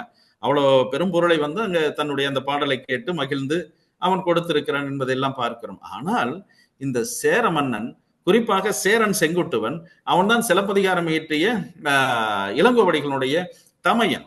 அந்த சேரன் செங்குட்டுவன் அந்த தன்னையும் தன் ஆட்சியையும் தன்னுடைய போர் வெற்றி மற்ற நாட்டு வளம் எல்லாவற்றையும் சிறப்பித்து பாடிய பரணர் தான் வந்து பாத்தீங்கன்னா வரலாற்று புலவன் என்று சொல்லுவோம். வரலாற்று மற்ற 8 தொகையிலும் நிறைய பாடல்கள் வந்து பரணருடைய பாடல்கள் இருக்கிறது. அப்ப அந்த பரணன் எல்லாருக்கும் பொன்னை கபிலருக்கெல்லாம் வந்து பாத்தீங்கன்னா கண்ணு கட்டிய தூரவரம் ஊர்களை இப்படியெல்லாம் வந்து பரிசுகளை பெறுறாங்க. பரணன் தன்னுடைய மகன் குட்டுவன் சேரலையே பரிசாக கொடுத்தான் என்று அங்க ஒரு பதிவு இருக்கிறது. அப்போ ஒரு புலவன் அரசன் எப்படி புலவர்கள் மீது தன்னுடைய மதிப்பை அவன் செலுத்தி இருக்கிறான் அல்லது ஒரு நம்பிக்கை வைத்திருக்கிறான், புலவர்களை எவ்வாறு மதித்து போட்டிருக்கிறான் என்று சொன்னால், மன்னன் எப்படி முறை செய்து காப்பாற்றும் மன்னன் மக்களுக்கு இறை என்று வைக்கப்படும் என்பது வள்ளுவனுடைய வாக்கு. அப்படி பார்க்கும் பொழுது மன்னன் வந்து புலவர்கள் மீது கொண்டிருந்த நட்பை பார்த்தால் மக்கள் வந்து எவ்வாறு இருந்திருப்பார்கள் என்பதை நாம் இங்கு சொல்ல வேண்டிய அவசியம் இல்லை. இப்ப வந்து பாத்தீங்கன்னா அதாவது நம்மளுக்கு சாத்தனார் அப்படின்னு ஒரு முதுகண்ணன் சாத்தனார்னு ஒரு சங்க புலவர். இந்த புலவர்கள் வந்து பாத்தீங்கன்னா, இந்த புலவர் பாடுறாரு பாருங்க, என்ன பாடுறாருன்னா, புலவர் பாடும் புகழுடையன் விசும்பின் வளவனோ வான ஊர்தி எய்துவ அப்படின்னு சொல்றான். அதாவது புலவர் நாவால் பாடப்படுவதை என்ன அங்கு வந்து பாத்தீங்கன்னா சங்க காலத்து மன்னர்கள் பெருமையாக கருதினர் என்பதை ஏற்கனவே குறிப்பிட்டோம். இப்படி புலவர்களால் பாடப்படுபவர்கள் தன்னுடைய இறப்பு காலத்திற்கு பிறகும் மறுமை உலகத்திலே அவர்கள் வந்து நல்ல கதி பெறுவார்கள் என்ற ஒரு நம்பிக்கையை அன்னைக்கு கொண்டிருந்திருக்கிறாங்க அப்படிங்கிறத பார்க்கிறோம். தலையலங்கானத்து செருவென்ற பாண்டியன் நெடுஞ்செழியன் என்ற ஒரு மன்னன் இருக்கிறான். தலையலங்கானம் என்ற ஒரு இடம் இருக்கிறது. அந்த இடம் வந்து அநேகமாக திருப்பூர் பக்கத்துல இருப்பதாக ஒரு ஆய்விலே குறிப்பிடுறாங்க. அந்த தலையலங்கானத்து செருவென்ற தலையலங்கானத்துல நடைபெற்ற போர்ல, பழங்கால போர்ல அவன் ஒரே நேரத்துல 7 மன்னர்களை புறமோட செய்தான் என்ற ஒரு குறிப்பு இருக்கிறது. இந்த மன்னன் வந்து பாருங்க, போருக்கு புறப்படுவதற்கு முன்பாக என்ன குறிப்பிடுகிறான், புலவர் பாடாது வரைக, இந்த போர்ல நான் போறேன், போர்ல போயிட்டு எனக்கு வெற்றி கிடைக்கல என்று சொல்லி நான் தோல்வியோடு திரும்பினால் புலவர்கள் எனக்கு பாடாம போகட்டும், என்னை பாடாமல் போகட்டும் என்று. அப்ப பாருங்க, போருக்கு செல்வதையும் போரில் சென்று வெற்றி பெறுவதையும் வெற்றி பெற்ற பிறகு அந்த புலவர்களால் பாடப்படுவதையும் அன்றைய மன்னர்கள் வந்து வெகுவாக ஒரு கவனத்தில் கொண்டிருந்திருக்கிறார்கள், விரும்பி இருக்கிறார்கள் என்பதை நாம பார்க்கிறோம். என்ன, அதாவது புலவர் பாடாது வரைக என் நிலவரை என்ற ஒரு குறிப்பை வந்து நம்ம புறநானூற்று பாடல்ல நம்ம பார்க்கிறோம். சரி, இப்படி பழந்தமிழ் மன்னர்ல மன்னருக்கும் புலவர்களுக்கும் பாத்தீங்கன்னா நம்மளுக்கு இந்த ஆற்றுப்படை நூல்கள் என்ற ஒரு 5 இருக்கு. ஆற்றுப்படை அப்படின்னு சொன்னா என்ன அப்படின்னு சொன்னா, ஆற்றுப்படுத்துதல், வழிகாட்டுதல். ஆறு என்று சொன்னால் வழி என்பது பொருளுங்க, வழிகாட்டுதல். இந்த ஒரு வறுமை நிறைந்த கலைஞர்கள் கூட்டம் தன்னுடைய வறுமை, ஒரு மன்னனை சென்று அவனை பாடி அங்கே பல நாள் தங்கியிருந்து தன்னுடைய வறுமைகள் எல்லாம் போக்கி வறுமை மீண்டும் வந்து வறுமை வராமல் இருப்பதற்காக மன்னன் கொடுத்த பொருளை எல்லாம் பெற்று அவர்கள் திரும்பி வந்து கொண்டிருக்கிறார்கள் வளத்தோடு. அதே போன்று தான் முன்பு எப்படி வறுமையோடு இருந்தோமோ அதே போல ஒரு கூட்டம் வந்து பொருள் தேடி செல்லுகிறது. அவர்களுக்கு வேற எங்கும் செல்ல வேண்டாம், நீங்கள் இந்த நன்னனை சென்று பாருங்கள், இந்த நல்லியங்கோடனை சென்று பாருங்கள். இவ்வாறு வந்து இந்த மன்னர்களை போனா வேற அங்கெங்கெல்லாம் தேடி அலைய வேண்டாம், நாங்கள் இப்படித்தான் உங்களை போன்று ஒரு குறிப்பிட்ட சூழலில் இருந்தோம், இப்பொழுது எங்கள் வறுமையை நீக்கி கொண்டோம், இந்த மன்னனை செல்லுங்க, கண்டு பாருங்கள் என்று அவர்கள் வழிகாட்டுவதாக அந்த ஆற்றுப்படை இலக்கியங்கள் இருக்கும். அந்த ஆற்றுப்படை இலக்கியங்களிலே நமக்கு வறுமை சூழல், புலவர் பெருமக்களுடைய வறுமை சூழல் வந்து அங்க காட்சிப்படுத்தப்பட்டிருக்கும். அதாவது கீரை பறித்து விட்டு அதற்கு உப்பு கூட போட்டு வேக வைக்க முடியாத ஒரு சூழலை எல்லாம் வந்து அங்க காட்சிப்படுத்தப்பட்டிருப்பாங்க. இது ஒரு பக்கம், ஒரு வறுமை நிலையை ஒரு பக்கம் நம்மளுக்கு காட்டினாலும் அன்றைய மற்ற சூழல்ல 8 தொகையிலே இருக்கின்ற புலவர் பெருமக்கள் எல்லாம் நமக்கு வந்து பாத்தீங்கன்னா அதாவது இந்த சமூகத்தை எப்படி உற்று நோக்கி இருக்கிறார்கள். குறிப்பாக வந்து பாண்டி நாட்டிலே பரம்பு மலை என்ற ஒன்று இருந்தது. இன்றைக்கும் இருக்கு. அப்ப அந்த பரம்பு மலையை ஆட்சி செய்தவன் கடையேழு வள்ளல்களில் ஒருவனாகிய பாரி என்பதை பார்க்கிறோம். கடையேழு வள்ளல்கள் அப்படின்னு பார்க்கிறோம் நாம. அந்த கடையேழு வள்ளல்கள்ல தான் யார் அப்படின்னு சொன்னா அதியமான் என்ற ஒரு மன்னனை குறிப்பிடுறாங்க. அவன் தகடூர் என்ற ஒரு பகுதியை ஆட்சி செய்தவன். அதே போல ஆய் அண்டிரன் என்ற ஒரு மன்னனை குறிப்பிடுகிறார்கள். திருமுடிக்காரி என்ற ஒரு மன்னனை குறிப்பிடுகிறார்கள். அதே போல வல்வில் ஓரி சேலம் மாவட்டத்திலே அருகாமையில இருக்கிற அந்த கொல்லிமலை என்ற கிழக்கு தொடர்ச்சி மலையை ஆட்சி செய்தவன் வல்வில் ஓரி. அற்புதமான வளம் நிறைந்த பகுதி. இன்றைக்கும் அங்கு அந்த மக்கள் எல்லாம் அங்கு வாழ்ந்து கொண்டிருக்கிறார்கள். அது மட்டுமல்ல, கிட்டத்தட்ட 40க்கும் மேற்பட்ட கிராமங்கள் அங்கே இருப்பதை பார்க்கிறோம். அரபலீஸ்வரர் என்ற ஒரு கடவுள் அரபலீஸ்வரர் சதகம்னே நாம பார்க்கிறோம். அந்த பகுதியை தான் வல்வில் ஓரி ஆட்சி செய்தான் என்பதை பார்க்கிறோம். அதே போல அந்த காலகட்டத்தில் பரம்பு மலையை பாரி என்ற ஒரு மன்னன் ஆட்சி செய்திருக்கிறான். இந்த பாரியை அதிகமாக பாடிய புலவன் யார் என்று சொன்னால் கபிலன். கபிலர் தான் சங்க காலத்திலே குறிப்பிட வேண்டும் என்றால் அந்த கபிலனுக்கு ஒரு பெருமை உண்டு சங்க புலவர்களிலே. என்ன பெருமை என்று சொன்னால் 2381 பாடலிலே அதிகமாக 250 பாடல்களை பாடிய பெருமை கபிலனுக்கு உண்டு. அப்ப இந்த கபிலன் பாத்தீங்கன்னா பாரியின் மீது அளவெரிய நட்புடையவனாக இருக்கிறான். அந்த பாரியினுடைய அந்த அத்தனை நலன்களிலும் அக்கறை செலுத்தியவனாக இருக்கிறான்.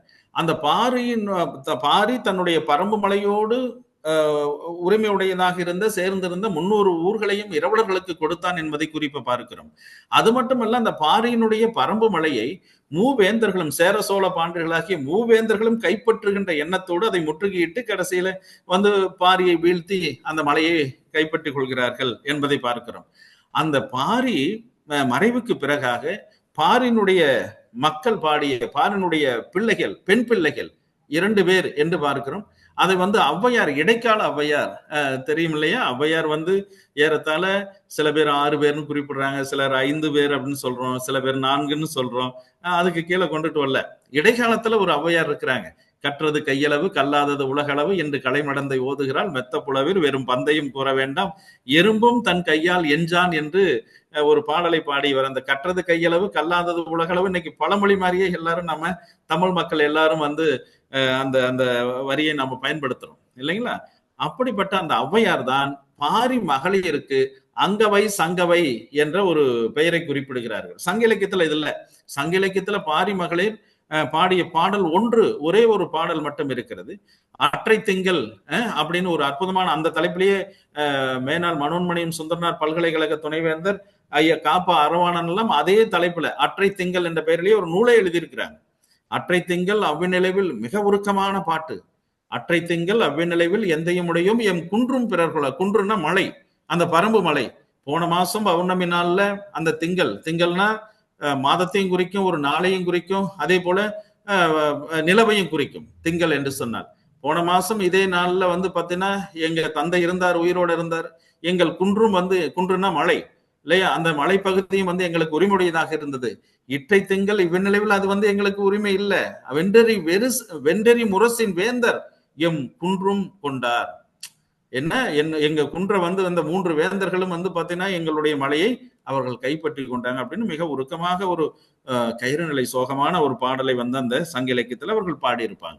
அப்ப இந்த கபிலன் பாரி இறந்த பிறகு பாரி குன்று என்று இன்னைக்கு இருக்குங்க. பாரிக்கு நினைவாக அந்த பாரிக்கு இருக்கு. அதே போல பாத்தீங்கன்னா இந்த கபிலர் குன்று என்றே திருக்கோவிலூர் பக்கத்துல இருக்கு. தமிழ்நாட்டுல விழுப்புரம் அடுத்து திருக்கோவிலூர் பக்கத்துல அந்த கபிலர் அந்த பெண் பிள்ளைகளை கரை சேர்த்து விட்டு அடைக்கலம் ஒரு பாதுகாப்பான சூழலை உருவாக்கி விட்டு கபிலர் தான் நண்பன் பாரி இல்லாத ஒரு வாழ்க்கை நமக்கு வேண்டாம் என சொல்லி வாழ இல்லாமல் வடக்கிருந்து அன்றைக்கு உயிர் துறந்தார். அந்த இடம் இன்றைக்கும் ஒரு ஆற்றினுடைய நடுவாக கபிலர் குன்று என்று திருக்கோவிலூர் அருகாமையில இருப்பதை பார்க்கிறோம். திருக்கோவிலூர் என்ன அப்படின்னு சொன்னா சங்க காலத்தில் இன்னொரு சிறப்பு என்ன அப்படின்னு சொன்னா திருமுடிக்காரி என்ற கடையேழு வள்ளல் அங்க ஆட்சி செய்திருக்கிறான் அந்த இடத்துல.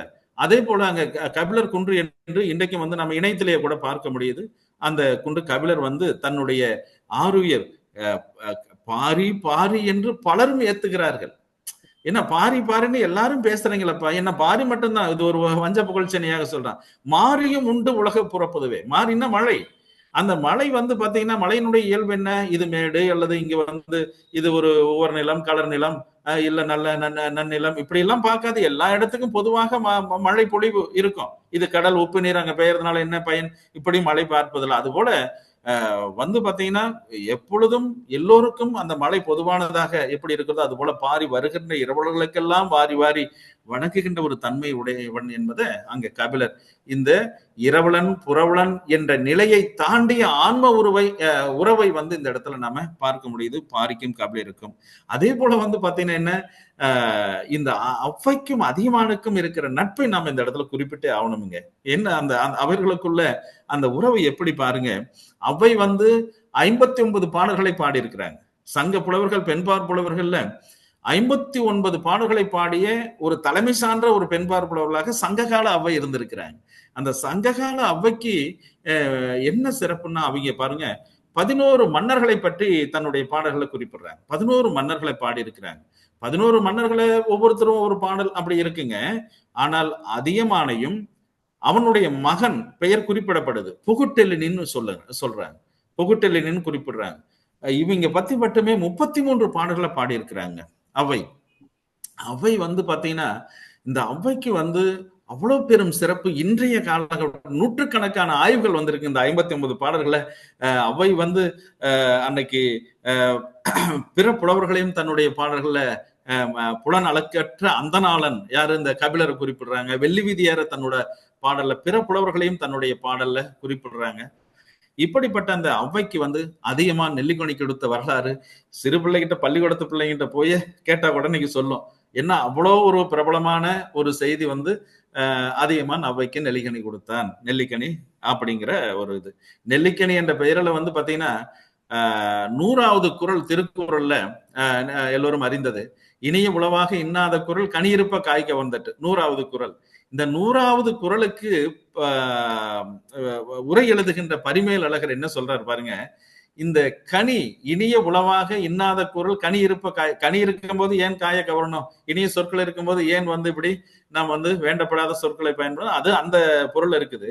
இந்த இனிய கனி என்பதற்கு அந்த இடத்துல அந்த உரையாசிரியர் எடுத்துக்காட்டு சொல்றாருங்க. என்ன சொல்றாரு பாருங்க. இது அதியமான் அவ்வைக்கு கொடுத்த நெல்லிக்கனி போன்றது அப்படின்னு சொல்றாரு. ஒரு எடுத்துக்காட்டை குறிப்பிடுறாங்க. அப்ப இந்த அதியமான் வந்து இப்படி அந்த கனியினுடைய சிறப்பு என்ன அப்படின்னு சொன்னா உண்பவர்களுடைய வாழ்நாளை நீட்டிக்கூடியது. சிறியிலை நெல்லி தீம்கனி எமக்கு ஈந்தனையே அப்படின்னு அவை சொல்றாங்க. என்னப்பா அந்த நெல்லிக்காய் மரத்துல பாக்குறோம், சின்ன சின்ன இலையா இருக்கும், அது மலை நெல்லி. இப்படி அந்த சிறு சிறு இலைகளாக இருக்கின்ற அந்த நெல்லிக்கனியை வந்து எனக்கு கொடுத்திருக்கிறியப்பா. இப்படி நீ இதை நீ உண்ணாமல் உன்னுடைய பெண்டு பிள்ளைகளுக்கு கொடுக்காமல் இல்லையா எனக்கு இதை கொடுத்திருக்கிறவன் ஒரு நிகழ்ச்சியோடு கொடுப்பதற்கு முன்பாக அந்த கனியினுடைய பெருமையை அவன் சொல்லல.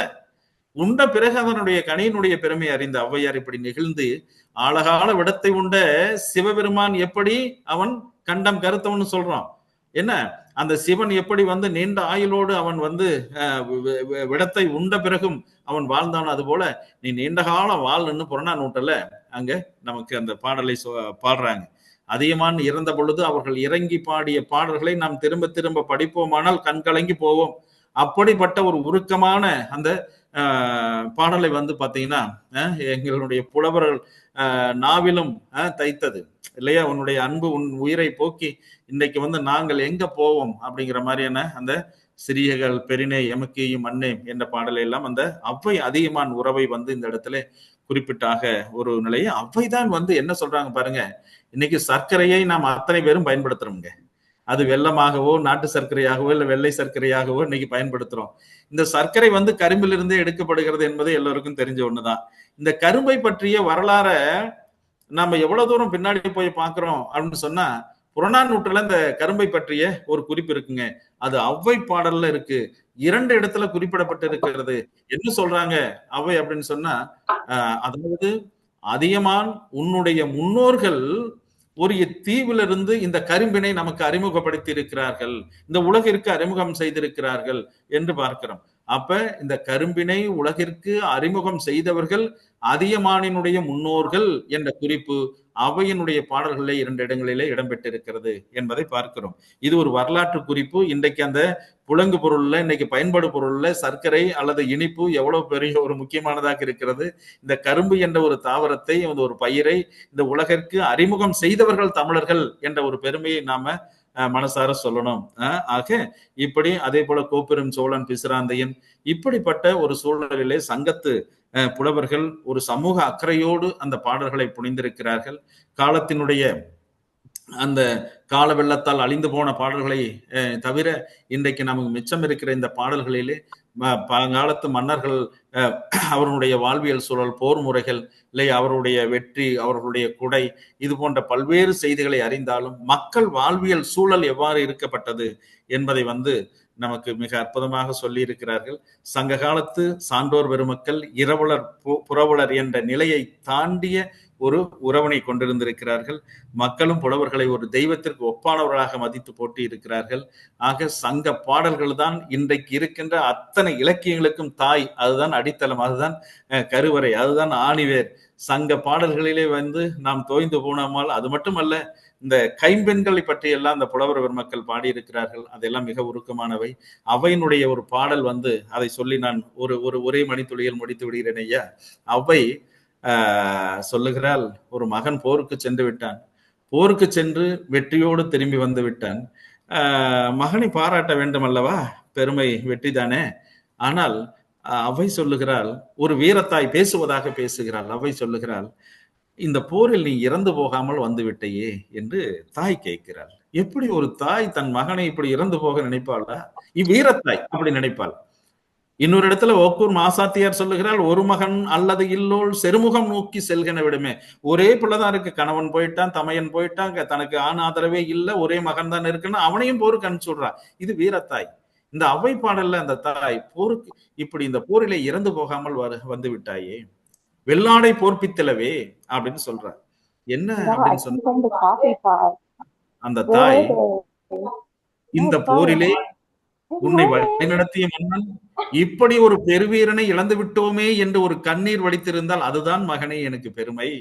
ஆனால் இப்படி நீ வெற்றியோடு திரும்பி வந்திருக்கிறாய், இது பெருமையாக இருந்தாலும் அது இன்னும் பெருமை என்று சொல்லி இப்படி சங்க மக்களுடைய வாழ்வியல் சூழலை மிக அற்புதமாக இரவலர் புறவல் நிலையை இன்னும் மேலும் பேசலாம். காலத்தின் அருமையை நான் கடந்து போய்விட்டேனா என்பது தெரியவில்லை.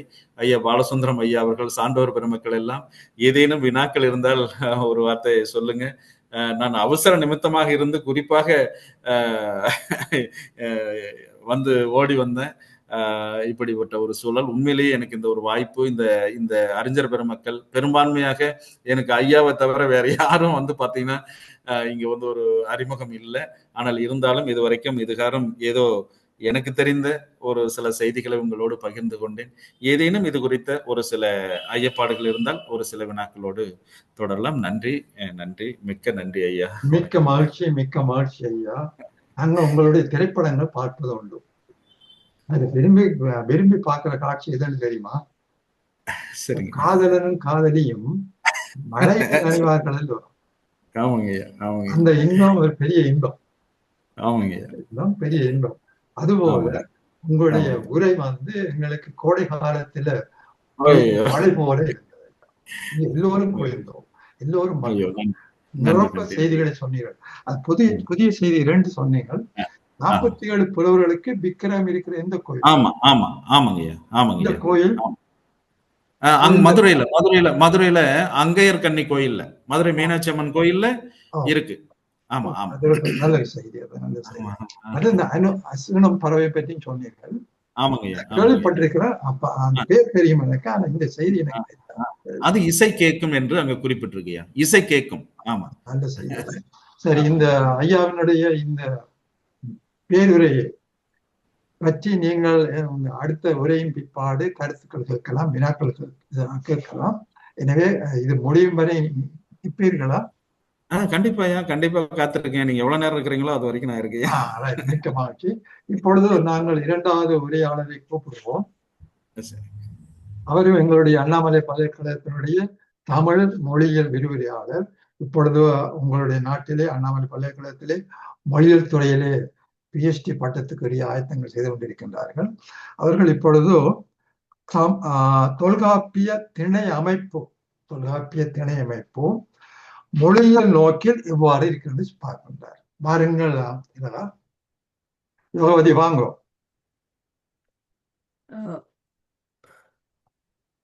வந்து விட்டீர்களா?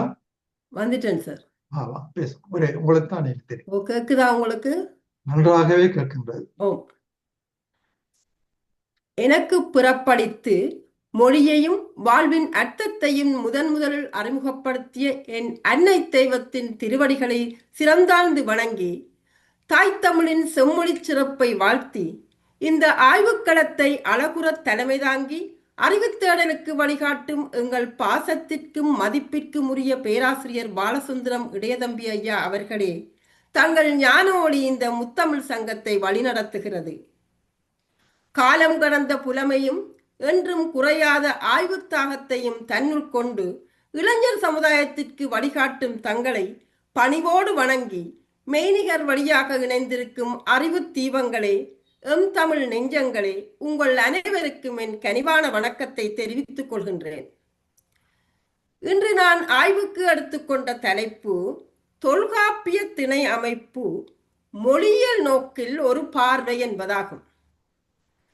தமிழரின் அகத்தையும் புறத்தையும் பாகுபடுத்திய அந்த நுட்பமான கோட்பாடுகளை ஒரு மொழியியல் அறிஞரின் கண்ணோட்டத்தில் ஆராயும் முயற்சி இது. அறிவு களஞ்சியமாய் அமர்ந்திருக்கும் உங்கள் பேராதரவோடு அன்னையின் ஆசியோடும் என் ஆய்வு கருத்துக்களை தொடங்குகிறேன். தொல்காப்பியர் தொன்மையின் தூணாகவும் தமிழ் மொழியின் நுண்ணறிவை நெறிப்படுத்திய முதன்மை இலக்கணவியலாளராகவும் விளங்குகிறார்.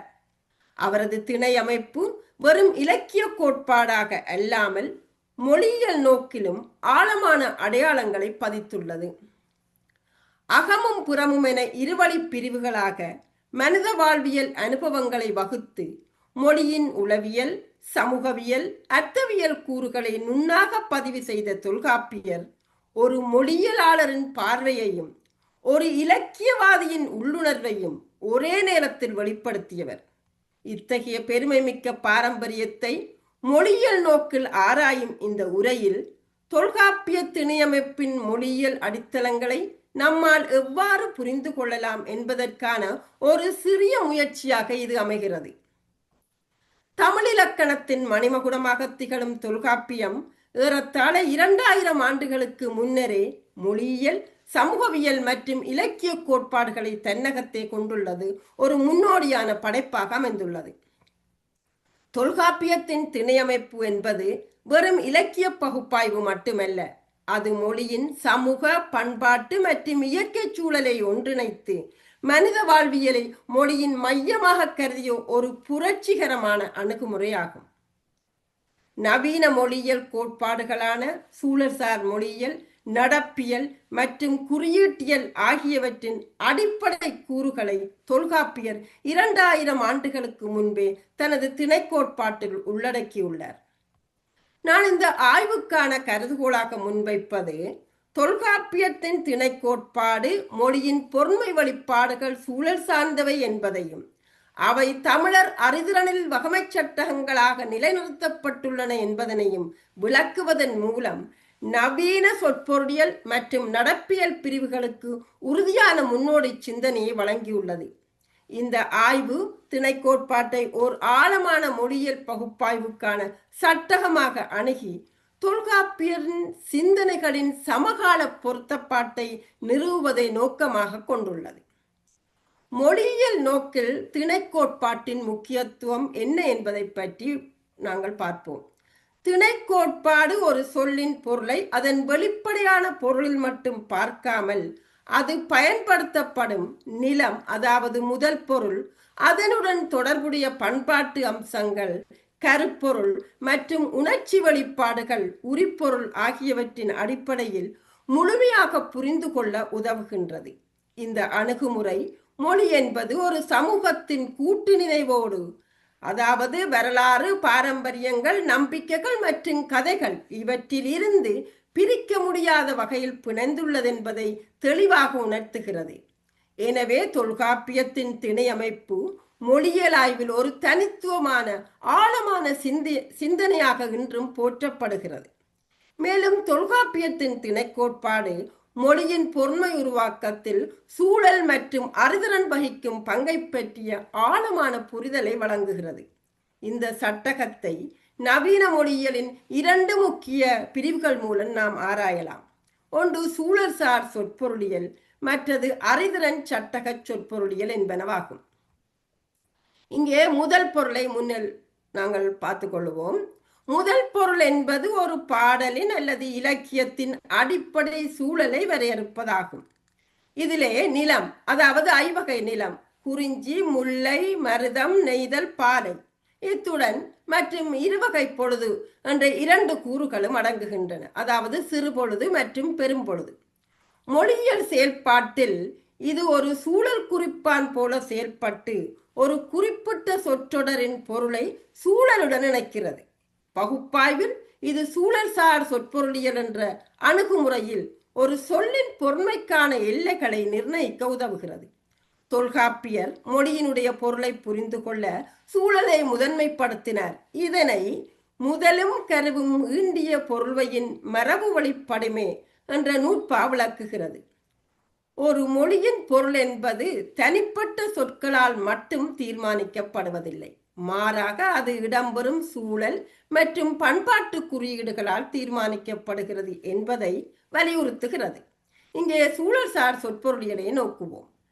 இந்த நூற்பாவிலே கூறப்படுகின்ற முதல், அதாவது நிலம், பொழுது மற்றும் கரு என்பது பண்பாட்டு குறியீடுகள் ஆகியவை ஒரு பாடலின் மையக்கருவான உரிப்பொருளுக்கு சூழலை உருவாக்குகின்றன.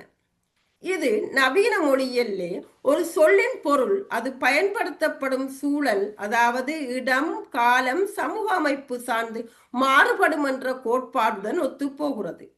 உதாரணமாக, ஒரு சொல்லுக்கு அகராதியில் ஒரு பொருள் இருந்தாலும் அது ஒரு குறிப்பிட்ட சமூக பின்னணியில் பயன்படுத்தப்படும் போது வேறு ஒரு பொருளை உணர்த்தலாம். தொல்காப்பியர் இந்த நுட்பத்தை தான் மரபு வழிப்படுமே என்று குறிப்பிடுகிறார். அடுத்ததாக குறியீட்டியலை நோக்குவோம். கருப்பொருள், அதாவது மரம், விலங்குகள், நீர்நிலை போன்றவை வெறுமனே பின்னணி அம்சங்கள் அல்ல. அவை ஒரு பாடலின் உணர்ச்சியையும் பொருளையும் மறைமுகமாக காட்டும் குறியீடுகள். உதாரணமாக, ஒரு பாலநிலை பாடலிலே கள்ளிமரம் இடம்பெற்றால் அது வெறுமனே ஒரு தாவரம் அல்ல, அது வறட்சி, துன்பம் போன்ற பிரிவு போன்ற உணர்வுகளின் குறியீட்டாக செயல்படுகிறது. இந்த அணுகுமுறை குறியீடுகள் எவ்வாறு சொற்பொருளை பண்பாட்டு ரீதியாக விரிவாக்குகின்றன என்பதனை ஆராயும் நவீன குறியீட்டியலுடன் நேரடி தொடர்பு படுகிறது. இப்படியாக இந்த தொல்காப்பியரது நூற்பா மொழியின் பொருளை ஒற்றைப்படையாக பார்க்காமல் அதன் சூழல், பண்பாடு மற்றும் குறியீட்டு தொடர்புகளின் அடிப்படையில் ஒரு முழுமையான பார்வையை வழங்குகிறது. இதுவே இந்த நூற்பாவை நவீன மொழியியலுக்கு ஒரு முன்னோடியாக கருத காரணமாக அமைகிறது. அடுத்ததாக கருப்பொருள் எவ்வாறு இருக்கின்றது? திணையினுடைய கருப்பொருள், அதாவது தெய்வம், மக்கள், உணவு, மரம், விலங்கு, தொழில் போன்றவை சொற்பொருளை வரையறுக்கும் சமூக அறிவு அல்லது பண்பாட்டு அறிவாக செயல்படுகின்றது. தெய்வம் உணாவே மாமரம் புட்பறை செய்தி யாழின் பகுதியோடு தொகை அவ்வகை பிறவும் கருவென மொழிப. இது அகத்திணைக்கு அமைந்துள்ள ஒரு பாடல். குறிஞ்சி நிலத்துக்குரிய மயில் அல்லது வேங்கை மரம் ஆகியவை வெறுமனே இயற்கை வர்ணனை அல்ல, அவை குறிஞ்சி திணைக்குரிய, அதாவது புணர்தல் மற்றும் இரகசிய சந்திப்புக்குரிய குறியீடுகளாகும். இந்த சமூக அறிவு ஒரு வாசகருக்கு தெரிந்தால்தான் பாடலில் உள்ள சொற்களின் ஆழமான குறிப்பு பொருளை அவர் புரிந்து கொள்ள முடியும். இதுவே சூழல்சார் சொற்பொருளியலின் அடிப்படையாகும். அடுத்ததாக உரிப்பொருளை பார்த்தோம் என்று சொன்னால், உரிப்பொருள் என்பது ஒவ்வொரு திணைக்கும் உரிய மைய உணர்வு அல்லது செயலாகும். அதாவது குறிஞ்சிக்கு புணர்தல், முல்லைக்கு இருத்தல், மருதத்துக்கு ஊடல், அடுத்ததாக பாலைக்கு பிரிதல், நெய்தலுக்கு இரங்கல் என இது ஒரு நடப்பியல் மொழிக்கரு போல செயல்படுகின்றது. இது ஒரு சொற்றொடரின் அடிப்படை நோக்கத்தையும் அதன் செயல்பாட்டையும் தீர்மானிக்கின்றது. நடப்பியல் பகுப்பாய்வில் பேசுபவர் மற்றும் கேட்பவரின் மனநிலையில் திணையமைக்கும் தாக்கத்தை உரிப்பொருள் விளக்குகிறது.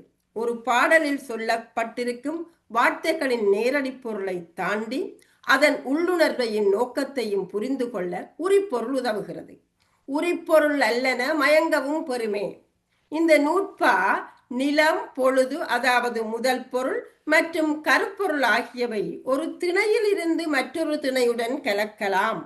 ஆனால் உரிப்பொருள் ஒரு திணையுடன் இன்னொரு திணையுடன் கலக்கக்கூடாது என்பதை காட்டுகின்றது.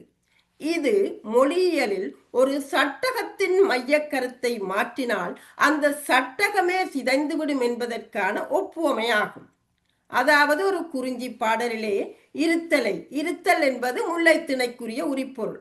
இருத்தலை உரிப்பொருளாக வைத்தால் அது அந்த குறிஞ்சிக்கு இணைவுக்கான அந்த மைய சட்டகத்தையே உடைத்துவிடும். தொல்காப்பியர் இந்த அறிதிறன் சட்டகத்தின் மையத்தையும் அதன் புறக்கூறுகளையும் தெளிவாக பிரித்து வரையறுத்ததன் மூலம் அறிதிறன் சட்டக சொற்பொருளியலின் ஆழமான விதிகளை அன்றே வகுத்துள்ளார். தொல்காப்பியரது திணைக்கோட்பாடு சொற்பொருளியலை வெறும் தர்க்கம் சார்ந்த இலக்கணத்திலிருந்து விடுத்து சமூக பண்பாடு, சூழல் மற்றும் அறிதிறன் ஆகியவற்றின் அடிப்படையில் மொழியை அணுகும் ஒரு நவீன கோட்பாட்டு சட்டகத்துக்குள் வலுவாக பொருத்துவதை இந்த ஆய்வு நிறுவுகிறது. திணையமைப்பு மொழியினுடைய பங்களிப்பை நோக்குவோம். இந்த ஆய்வு பகுதி தொல்காப்பிய திணைக்கோட்பாட்டின் உள்ளார்ந்த கருத்துக்கள் நவீன மொழியியலுக்கு எவ்வாறு ஒரு முன்னோடி சட்டத்தை வழங்கியுள்ளன என்பதை நிரூபிக்கும் ஆய்வு முடிவுகளை நிறுவுகிறது. இங்கே அறிதிறன் சட்டகமாக்க திணை தொல்காப்பியத்தின் திணைக்கோட்பாடு ஒரு நவீன அறிதிறன் மொழியியலில் பேசப்படும் சட்டக சொற்பொருளியல் கோட்பாட்டுக்கு ஒரு தனித்துவமான முன்னோடி சிந்தனை ஆகும். சட்டக சொற்பொருளியல் என்பது ஒரு மொழிக்கூற்றை புரிந்து கொள்ள தேவையான பின்னணி அறிவு, அனுபவங்கள் மற்றும் எதிர்பார்ப்புகள் ஆகியவற்றை உள்ளடக்கிய ஒரு தொகுக்கப்பட்ட அறிதிறன் கட்டமைப்பாகும். தொல்காப்பியத்தினுடைய திணையமைப்பு தமிழ் சமூகத்தின் அனுபவங்களை இவ்வாறான கட்டமைப்புகளாக தொகுத்துள்ளது. குறிஞ்சி என்ற ஒரு நிலம், குறிஞ்சி என்பது மலையும் மலை சார்ந்த இடமும். அங்கே பொழுது ஜாமம், உரிப்பொருள் புணர்தல் மற்றும் கருப்பொருள் மயில் வேங்கை. இந்த அனைத்து தகவல்களையும் ஒரே நேரத்தில் வாசகரின் மனதிலே தூண்டி ஒரு முழுமையான அறிதிறன் சட்டகத்தை உருவாக்குகிறது. இந்த சட்டகமே கவிதையின் உணர்ச்சிகள் மற்றும் நோக்கங்களை குறித்த உடனடி புரிதலுக்கு உதவுகிறது. அடுத்ததாக திணை சட்டகத்துக்குள்ளே வரும்போது பொருண்மை எவ்வாறு இருக்கின்றது? திணை சட்டகத்துக்குள்ளே வரும்போது ஒரு சொற்களின் பொருள் மாறுகின்றது. உதாரணமாக நாங்கள் இருத்தல் என்ற ஒரு சொல்லு பொது மொழியிலே உட்கார்ந்திருத்தல் என்று பொருள்படும். ஆனால் அது முல்லை சட்டகத்தினுக்குள் வரும்போது அதன் பொருள் தலைவன் வருவான் என்ற உறுதியோடு தலைவி காத்திருக்கின்றாள். அங்கே அது ஆழமான பண்பாட்டு பொருண்மையை பெறுகின்றது. திணை ஒரு வெறும் நிலப்பெயர் அல்ல, அது மொழியின் பொருளை வடிவமைக்கும் ஒரு சூழல் சார்ந்த அறிவு சட்டகம் என்பதனை இது நிரூபிக்கிறது. அடுத்ததாக நாங்கள் மேற்குலக இலக்கண மரபுடன் எவ்வாறு தொல்காப்பிய இலக்கண மரபுக்கு முடியான ஒரு வேறுபாட்டை நோக்க போறோம். மேற்கத்திய இலக்கண மரபுக்கும் தொல்காப்பிய இலக்கண மரபுக்கும் இடையான அடிப்படையான வேறுபாட்டை திணை கோட்பாடு தெளிவாக படம் பிடித்து காட்டுகிறது. மேற்கத்திய இலக்கண மரபுக்கும் தொல்காப்பிய இலக்கண மரபுக்கும் இடையான அடிப்படை மொழியை அணுகும் விதத்தில் அந்த இலக்கண மரபுக்கும் இடையான வேறுபாடு மொழியை அணுகும் விதத்திலே உள்ளது. மேற்கத்திய இலக்கணம் மொழியை ஒரு தர்க்க அமைப்பு போல கருதுகிறது. ஆனால் தொல்காப்பியமோ அதனை மொழியை ஒரு சமூக பண்பாட்டு நிகழ்வாக கருதுகிறது. இதனை நாங்கள் ஒப்பிட்டு நோக்கினோம் என்று சொன்னால், கிரேக்க இலக்கண மரபுகள் குறிப்பாக அரிஸ்டாட்டலின் தர்க்கவியலை அடிப்படையாக கொண்ட ஒரு இலக்கண முறைகள் மொழியின் உண்மைத்தன்மையின் அடிப்படையில் அணுகின. இலக்கணம் என்பது மாறாக உலகளாவிய அமைப்பாக கருதப்பட்டது. உண்மைத்தன்மை அதாவது ஒரு வாக்கியத்தின் இலக்கணப்படி, ஒரு வாக்கியமானது இலக்கணப்படி சரியானதா அல்லது தவறானதா என்பதனை அதன் உள்ளார்ந்த அமைப்பு கொண்டு மட்டுமே தீர்மானிக்கலாம். உதாரணமாக, பூனை மேசைக்கு அடியில் உள்ளது என்ற ஒரு வாக்கியம் தர்க்கப்படி உண்மையாகவோ அல்லது பொய்யாகவோ இருக்கலாம். ஆனால் அதன் இலக்கண அமைப்பு சரியாக இருந்தால் அது ஒரு சரியான வாக்கியமாக கருதப்படும். இலக்கணம் என்பது வாக்கியத்தின் பொருளை பற்றியதல்ல, அதன் அமைப்பை பற்றியது என்ற ஒரு பார்வை இங்கு மேலோங்குகிறது. உலகளாவிய விதிகளை நோக்கினோம் என்று சொன்னால், மேற்கத்திய இலக்கண அறிஞர்கள் மொழிக்கு அப்பாற்பட்டு மாறாக சில பொதுவான இலக்கண விதிகள் இருக்க வேண்டும் என்று நம்பினர். இந்த அணுகுமுறையில் ஒரு மொழியின் இலக்கணம் என்பது அந்த மொழியை பேசும் மக்களின் சமூக பண்பாட்டு பின்னணியிலிருந்து தனித்து ஆராயப்படுகிறது.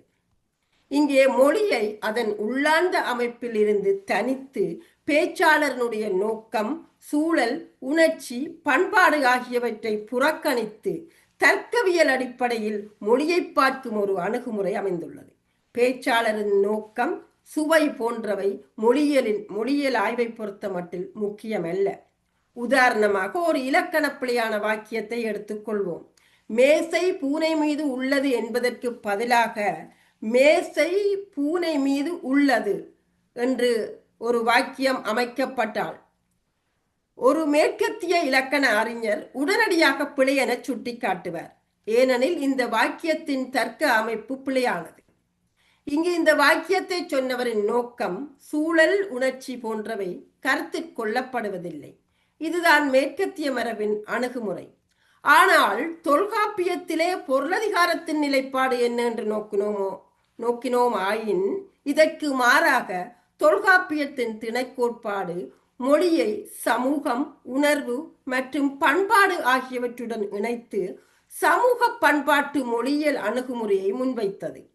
உதாரணமாக, புறத்திணையிலே ஒரு போர் வெற்றி குறித்த கூற்று அதன் வெற்றி தோல்வியால் மட்டுமல்ல, அது நிகழும் நிலத்தின் சூழல், போரில் வெளிப்படும் உணர்ச்சிகள், அதாவது பெருமிதம், வெகுளி மற்றும் சமூக படிநிலைகள், அரசன், வீரன் ஆகியவற்றுடன் இணைந்து ஒரு இலக்கண ரீதியாக பூர்த்தியடைகின்றது. தொல்காப்பியர் மொழியின் இலக்கண விதிகளை நிலத்தின் அடிப்படையிலும் மக்களது வாழ்வியல் வழக்காலும் வகுத்தார். இந்த அணுகுமுறை இலக்கண விதிகளை நிர்ணயிப்பதில் சமூக வழக்குக்கும் பண்பாட்டு மரபுகளுக்கும் முதலிடம் கொடுத்தது. இது நவீன சமூக மொழியியலின் ஆழமான கோட்பாட்டு வேர்களை திணை கட்டமைப்பில் காணலாம் என்பதனை நிரூபிக்கிறது. அடுத்ததாக, எதிர்கால குறித்த ஆய்வு அல்லது பாதைகளை நோக்குவோம். தொல்காப்பியத்தினுடைய திணை அமைப்பு நவீன மொழியியலின் பயன்பாட்டு மற்றும் கருத்தியல் சார்ந்த பிரிவுகளுக்கு ஒரு கோட்பாட்டு மூலமாகவும் வழிகாட்டியாகவும் அமைகிறது. இதன் உள்ளார்ந்த விதிகளை நவீன மொழியியல் சட்டகத்துக்குள் வைத்து மேலும் ஆய்வு செய்வது மொழியின் பொன்மை ஆய்வில் பண்பாடும் சூழலும் வகிக்கும் பாத்திரத்தை மேலும் ஆழமாக புரிந்து கொள்ள உதவும். இந்த ஆய்வு தொல்காப்பியத்தின் மொழியியல் அறிவை உலக மொழியியல் அரங்கில் நிலைநிறுத்த உதவுகிறது. முதலாவதாக, நாங்கள் கணனி மொழியியல் திணையின் பயன்பாடு எவ்வாறு அமைந்துள்ளது. திணை கோட்பாட்டை பயன்படுத்தி தமிழின் இலக்கிய உரை தரவுகளில் இருந்து தானியங்கி, அதாவது ஆட்டோமேட்டிக் முறையிலே சூழல்சார் சொற்பொருளியல் தரவுகளை உருவாக்க முடியும். இது ஆழமான மொழியை செயலாக்கம் மற்றும் உணர்வு பகுப்பாய்வு ஆகியவற்றின் புதிய சட்டகத்தை வழங்கலாம். இரண்டாவதாக, நாங்கள் உளவியல் மொழியியல் ஆய்வு, அதாவது திணை கருப்பொருட்கள், எடுத்துக்காட்டாக குறிஞ்சிப்பூ மனித உணர்வுகளின், அதாவது காதலின் தூண்டுகோள்களாக எவ்வாறு செயல்படுகின்றன என்பதை உளவியல் மொழியியல் சோதனைகள் மூலம் ஆராய்ந்து திணைக்கோட்பாட்டின் அறிதிறன் சட்டக உறுதிப்பாட்டை சோதனை செய்யலாம். அடுத்ததாக, மொழி கற்பித்தல் திணை. இரண்டாம் மொழி கற்பிக்கும் போது திணைக்கோட்பாடுகளை பயன்படுத்தி தமிழின் சொற்பொருளியல் மற்றும் பண்பாட்டு அறிவை சூழல் சார்ந்து கற்பிக்கும் புதிய முறைகளை உருவாக்கலாம். ஆகவே இந்த ஆய்வானது தொல்காப்பிய திணையமைப்பு தமிழ் இலக்கணத்தின் ஓர் அழியாத முத்திரையாக மட்டுமல்லாமல் உலக மொழியியல் கோட்பாட்டு வளர்ச்சிக்கு கிடைத்த ஓர் அரிய தொன்மையான மூலமாகவும் விளங்குகிறது என்பதை நிலைநாட்டுகிறது. முடிவாக, தொல்காப்பியனுடைய திணை கோட்பாடு ஏறத்தாழ 2000 ஆண்டுகளுக்கு முன்பே மொழியியல் ஆய்வில் ஒரு புரட்சிகரமான அணுகுமுறையை அறிமுகப்படுத்தியது. இது மொழியை ஒரு சமூகத்தின் முழுமையான வாழ்வியல் பிரதிபலிப்பாக கண்டது. சூழல்சார் மொழியியல், குறியீட்டியல், நடப்பியல் போன்ற நவீன மொழியியல் பிரிவுகளின் அடிப்படை கருத்துக்களை திணை கோட்பாடு அன்றே கொண்டிருந்தது. அதனால் தொல்காப்பியனுடைய திணை கோட்பாடு நவீன மொழியியலின் பல முக்கிய கிளைகளுக்கு முன்னோடியாக வித்திட்டதாகவும் கருதலாம். இது காலத்தால் அழியாத ஒரு சிந்தனையாக தமிழ் மொழியியலினுடைய தத்துவத்தையும் ஆழ்ந்த அறிவாற்றலையும் உலகிற்கு உணர்த்துகிறது. எனக்கு தரப்பட்ட நேரமோ 15 நிமிடங்கள். ஆகவே என்னுடைய ஆய்வையும் சுருக்கமாக முடித்திருக்கின்றேன் என்று நினைக்கிறேன். ஆனால் இதில் உங்களுக்கு தெளிவும் கிடைத்திருக்கும் என்று நினைக்கிறேன். இந்த சந்தர்ப்பத்தை ஏற்படுத்தி தந்த எமது முத்தமிழ் சங்கத்துக்கு நான் நன்றி கூறியதுடன், இங்கே இந்த முத்தமிழ் சங்கத்தை தலைவராக இருந்து இயக்கிய எங்கள் ஐயா பாலசுந்தரம் இளையதம்பி ஐயா அவர்களுடன் இணைந்து பணிப்பாளராக பரதநாட்டிய விரிவுரையாளர் முனைவர் சூரியகலா ஜீவானந்தம் அவர்களுக்கும், செயலாளராக இந்த செயற்பாட்டுக்களை இயக்கிக் கொண்டிருந்த செயலாளர் முனைவர் வாசுகி நகலராஜா அவர்களுக்கும், உபதலைவர்களாக இருந்து சேவையாற்றி கொண்டிருந்து இன்றைய PhD மாணவியாக என்னுடனே வலம் வந்த அன்பு தோழி நாகேஸ்வரி ஸ்ரீகுமர குரு அவர்களுக்கும் மிகவும் நன்றி கூறிக்கொள்கின்றேன். ஏனென்றால் அவர்கள் பெண்களாக இருந்து கொண்டும் எத்தனையோ பழுகளின் மத்தியில், வேலைப்பழுக்கள், வீட்டு குடும்ப சூழ்நிலைகள், இதன் மத்தியிலும் கூட வந்திருந்து இவர்கள் நிறைய சேவைகளை, தன்னலமற்ற சேவைகளை ஆற்றி கொண்டிருக்கின்றார்கள். அதை தவிர இந்த அண்ணாமலை உரிமையாளர் இந்த அண்ணாமலையை நிறுவுவதற்கு இடம் கொடுத்து, இடம் வாங்கி கொடுத்து, அந்த விரிவுரையாளர்கள் எல்லாவற்றையும் ஒன்றாக்கி கொடுத்த எமது அண்ணாமலை கட்டிடத்துக்கு சொந்தமான சத்யாக்கா அவர்களுக்கும் எனது நன்றியை கூறிக்கொண்டு, நான் இந்த அண்ணாமலையிலே படிக்கும் போது எனக்கு கல்வி கற்றுக் கொடுத்த ஆசான்கள், விரிவுரையாளர்கள் அத்தனை பேருக்கும் எனது உள்ளார்ந்த நன்றி கடனை செலுத்துகின்றேன். அவர்கள் இல்லை என்றால் இன்று நாம் தொடர்ந்து என்னுடைய PhDயை தொடர்ந்திருக்க முடியாது. அவர்களுடைய கற்பித்தலினுடைய ஆழமான கற்பித்தல் அணுகுமுறை, அந்த நுணுக்கமான அணுகுமுறை, எங்களை அவர்கள் வழிநடத்தி சென்ற விதத்தின் மூலம் இன்று தொடர்ந்து நான் படிக்கக்கூடியதாக இருக்கின்றது என்று நன்றி கூறி விடைபெறுகின்றேன். மிக்க மகிழ்ச்சி அம்மா, மிக்க மகிழ்ச்சி. அதாவது எங்களுடைய மாணவி என்பதை நீங்க நிறுவி இருக்கிறீர்கள். அதில் இரட்டிப்பு மகிழ்ச்சி. உண்மையிலேயே இந்த கருத்தரங்கு உலக தொல்காப்பிய மாநாட்டிலே வாசிக்கப்படுகின்ற கட்டுரை போன்ற ஒரு கட்டுரையை நீங்கள் எங்களுக்கு தந்திருக்கிறீர்கள். இவ்வாறு தொல்காப்பியமாயிருக்கட்டும், சங்க இலக்கியமாயிருக்கட்டும், பழந்தமிழ் இலக்கியம் எதுவாக இருக்கட்டும், ஐயா அவர்கள் சதாசிவம் அவர்கள் மழை பொழிந்தது போல எல்லோரும் வந்து இங்கே மழை பொழிய வேண்டும், கருத்து மழை பொழிய வேண்டும் என்று கேட்டுக்கொண்டு, யோகவதி உங்களுடைய கட்டுரை மிகவும் நுணுக்கமாயிருந்தது அம்மா. பொதுவாக சார் சாரி, நாங்க நன்றி உரைய முடிச்சதுக்கு அப்புறமா நான் நன்றி உரைக்கு போயிடலாமா? அப்ப இந்த கட்டுரையானது மிகவும் பொருத்தமாகவும் சிறப்பாகவும் இருந்திருக்கு. இதை பற்றிய கருத்துரைகள் எல்லாம் கூறுவார்கள். அந்த வகையில் முதல் என்னுடைய பாராட்டை கூறிக்கொண்டு அடுத்த நிகழ்வுக்கு செல்லுகின்றோம். இப்பொழுது மரபுப்படி எங்களுடைய அமர்விலே கருத்துரை அதாவது தொகுப்புரையும் கருத்துரையும் கூறுகின்ற நிகழ்வு இடம்பெறுகிறது. அதை எங்களுடைய அண்ணாமலை பல்கலைக்கழக வளாகத்தினுடைய தமிழ் மொழியத்துறை விரிவுரையாளர் எங்களுடைய அன்புக்குரிய வாசுகி நாகராஜா அவர்கள் இதோ. வாசுகி. வணக்கம். முத்தமிழ் சங்கத்தின் தலைவர் எங்கள் பேராசிரியர் பாலசுந்தரம் ஐயா அவர்களுக்கு எனது முதல் வணக்கம். அதே போல இன்றைய இதிலே சிறப்பு உரை ஆற்றிய சங்ககாலத்தின் புலவர்களும் ஓர் ஆய்வு என்ற தலைப்பிலே உரையாற்றிய பேராசிரியர் முனைவர் சதாசிவம் ஐயா அவர்களுக்கும் என் வணக்கம். அதுபோல் எங்கள் அங்கத்தவர்கள், அதே போல இன்று எங்களினுடைய மாணவியாக இருந்து கொண்டும் எங்கள் விரிவுரையாளராக இருந்து கொண்டும் தொல்காப்பியத்தின் திணை அமைப்பு மொழியியல் நோக்கில் ஒரு பார்வை என்ற தலைப்பிலே பேசிய திருமதி யோகவதி ரவீந்திரன் அவர்களுக்கும் எங்களுடைய வணக்கத்தை தெரிவித்துக் கொண்டு, இங்கே ஆர்வத்தோடு வந்திருக்கின்ற பார்வையாளர்களுக்கும் என் இனிய வணக்கம். அந்த வகையிலே இன்றைய இந்த 2 பேச்சுக்களும் கருத்துரைகளும் மிகவும் அறிவுபூர்வமாகவும் ஆக்கப்பூர்வமாகவும் சிந்தனையை தூண்டுவதாகவும் சிந்தனைக்கு விருந்தாகவும் அமைந்திருந்தது என்று சொல்லலாம்.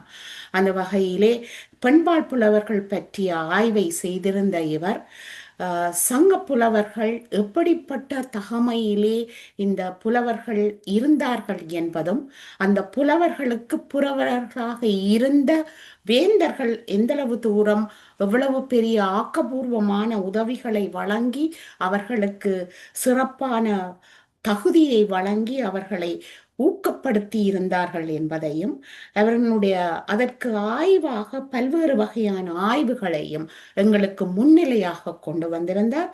சி.வை. தாமோதரம் பிள்ளை அவர்களினுடைய ஆய்வினை சான்றாகவும் கொண்டு வந்து, நானிலங்கள் அந்த கட்டமைப்பு வாழ்வியல் ஒழுங்கியல் ஆதரவிலே அவை எப்படி பண்டை மாற்று முறையிலேயும் இயற்கை அமைப்பிலேயும் எவ்வாறு புலவர்களை பாட வைத்திருந்தது என்றும், அதிலே அதாவது 473 புலவர்களிலே 50க்கு மேற்பட்டோர் பெண்பாற்புலவர்கள் என்பதை நாம் அறிந்திருந்தோம். அதிலேயும் சிறப்பாக ஔவையார் அந்த காலத்திலே உலக அளவிலே அறிவு நிறைந்த புலவர் என்பதை இங்கே அவர் உறுதி செய்திருந்தார். அந்த உறுதி செய்வு என்பது ஆய்வுகளை ஆதாரமாக கொண்டு அவர் எடுத்துக்கொண்டு வந்த உறுதி என்பது எங்களுக்கு இங்கே ஒரு மகிழ்ச்சியை கொடுத்திருக்கின்றது.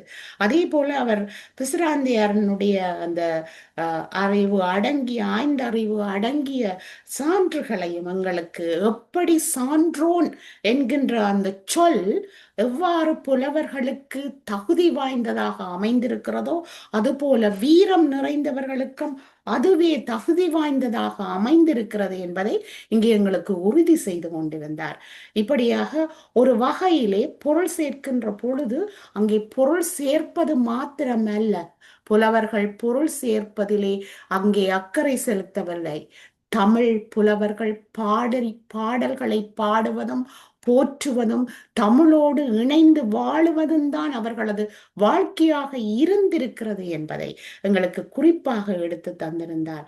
அதே மாதிரி நாங்கள் பார்க்கிற பொழுது அந்த சமூக அக்கறையை பற்றி பெண்பாற்புலவர்கள் பெரும்பாலும் பாடியிருக்கிறார்கள் என்பதும், கற்பு நெறியை பற்றித்தான் அதிகமாக அவர்கள் பாடியிருக்கிறார்கள் என்பதையும் அங்கே எடுத்துக்காட்டி கொடுத்ததும், ஆண்பாற்புலவர்கள் களவு நிலை பாடல்களிலே பாடியிருக்கிறார்கள் என்பதை எங்களுக்கு எடுத்து இயம்பியதும், இங்கே ஆய்வு நோக்கிலே ஆய்வு மாணவர்களுக்கு இத்தகைய தகுதி வாய்ந்த பல கருத்துக்கள் எங்களுக்கு மிகவும் பயனுள்ளதாக இருந்திருக்கிறது. ஐயா சதாசிவம் ஐயா, உங்களினுடைய இந்த பேச்சு அந்த வகையிலே நாம் பல்வேறு அர்த்தங்களுக்கு கருத்துக்களுக்கும் சில நுணுக்கமான விடயங்களுக்கும் எங்களுக்கு தேவை என்பதை இங்கே நீங்கள் எடுத்து கூறியிருந்தீர்கள்.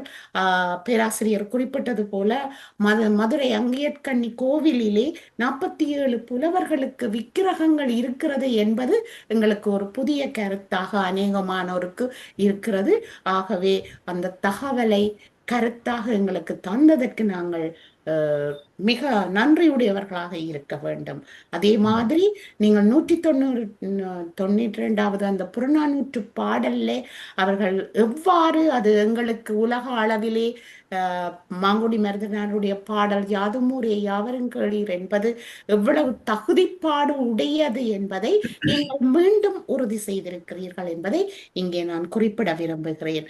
ஆகவே உங்களினுடைய இந்த நிலைப்பாட்டிலே கூறிய அத்தனை விடயங்களும் எங்களுக்கு பயனுள்ள தகவல்களையும் பயனுள்ள பாடல்களை திரும்ப திரும்ப சங்க பாடல்களை கேட்டு அறிந்து படித்து மீண்டும் நாங்கள் உறுதி செய்து கொள்வதற்கு ஆய்வு மாணவர்களுக்கு நீங்கள் எங்களுக்கு செய்ய வேண்டிய ஆய்வுரையிலே ஆய்வுகளுக்கான எங்களுக்கு தந்திருக்கிறீர்கள் என்பதை இங்கே நான் குறிப்பிட விரும்புகிறேன். அடுத்ததாக எங்கள் அண்ணாமலை பல்கலைக்கழக மாணவி மிகவும் சிறப்பாக திருமதி யோகவதி ரவீந்திரன் அவர்கள் தொல்காப்பிய திணை அமைப்பு மொழியியல் நோக்கில் ஒரு பார்வை என்பதை ஒரு வித்தியாசமான நோக்கிலே, அதாவது அவர் அந்த ஒரு தொல்காப்பிய கோட்பாடு ஒரு சொற்பொருள் ஆய்வியல் கணக்கிலும் அது சமூக கட்டமைப்பு நோக்கில் எப்படி பார்க்கப்பட வேண்டும், மொழியியல் சட்டக அமைப்பிலே எப்படி பார்க்க வேண்டும் என்கின்ற இரண்டு வேறு ஆய்வு தகவல்களை முன்னிறுத்தி அவற்றை சரியாக நமக்கு வழிநடத்தி எங்களுக்கு திணை பொருள் ஆய்வியல் எந்த வகையிலே மொழியியலிலே தனித்துவம் பெற்றிருக்கிறது, சூழல் ரீதியாக எப்படி தனித்துவம் பெற்றிருக்கிறது, கருப்பொருள் ரீதியாக எப்படி தனித்துவம் பெற்றிருக்கிறது என்றதை நீங்கள் அழகாக எங்களுக்கு உருப்படுத்தி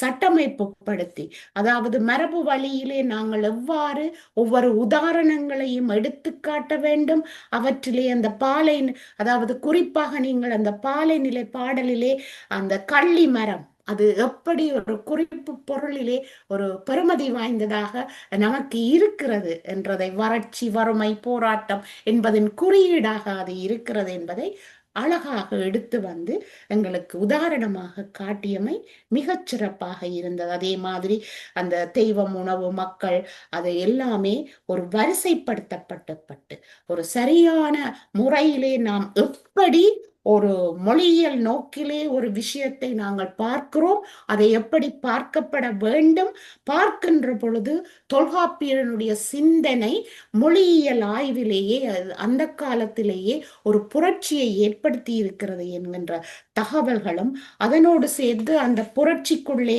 இருக்கிற எங்களுடைய இந்த திணைப்பொருள் என்பது ஒரு சரியான முறையிலே மிக உன்னதமான ஒரு உயர்வான ஆய்வுகளுக்கு பல்வேறு வகையிலே ஆய்வாளர்களால் உட்படுத்தப்பட்டிருக்கின்றது. அந்த உட்படுத்தப்பட்டிருக்கின்ற அந்த கருத்துக்களை மிக அழகாக அதே நேரத்திலே சட்டக முறைப்படி நமக்கு எடுத்து வந்தீர்கள், சுருக்கமாக எடுத்து சொன்னீர்கள். ஆகவே இருவருக்கும், இரு பேச்சாளர்களுக்கும் நான் இங்கே இந்த இடத்திலே முத்தமிழ் சங்க கட்டமைப்பிலே இருப்பவர் என்பதை விட ஒரு ஆய்வு மாணவியாக என்னோடு இருக்கிற இந்த சக மாணவர்கள், தமிழ் ஆர்வலர்களாக சதாசிவம் ஐயா, நீங்கள் புலவர்களை எங்களுக்கு அறிமுகம் செய்து அவர்களினுடைய சிறப்புகளை அறிமுகம் செய்து வரிசைப்படுத்தி மிக அழகாக தந்தீர்கள்.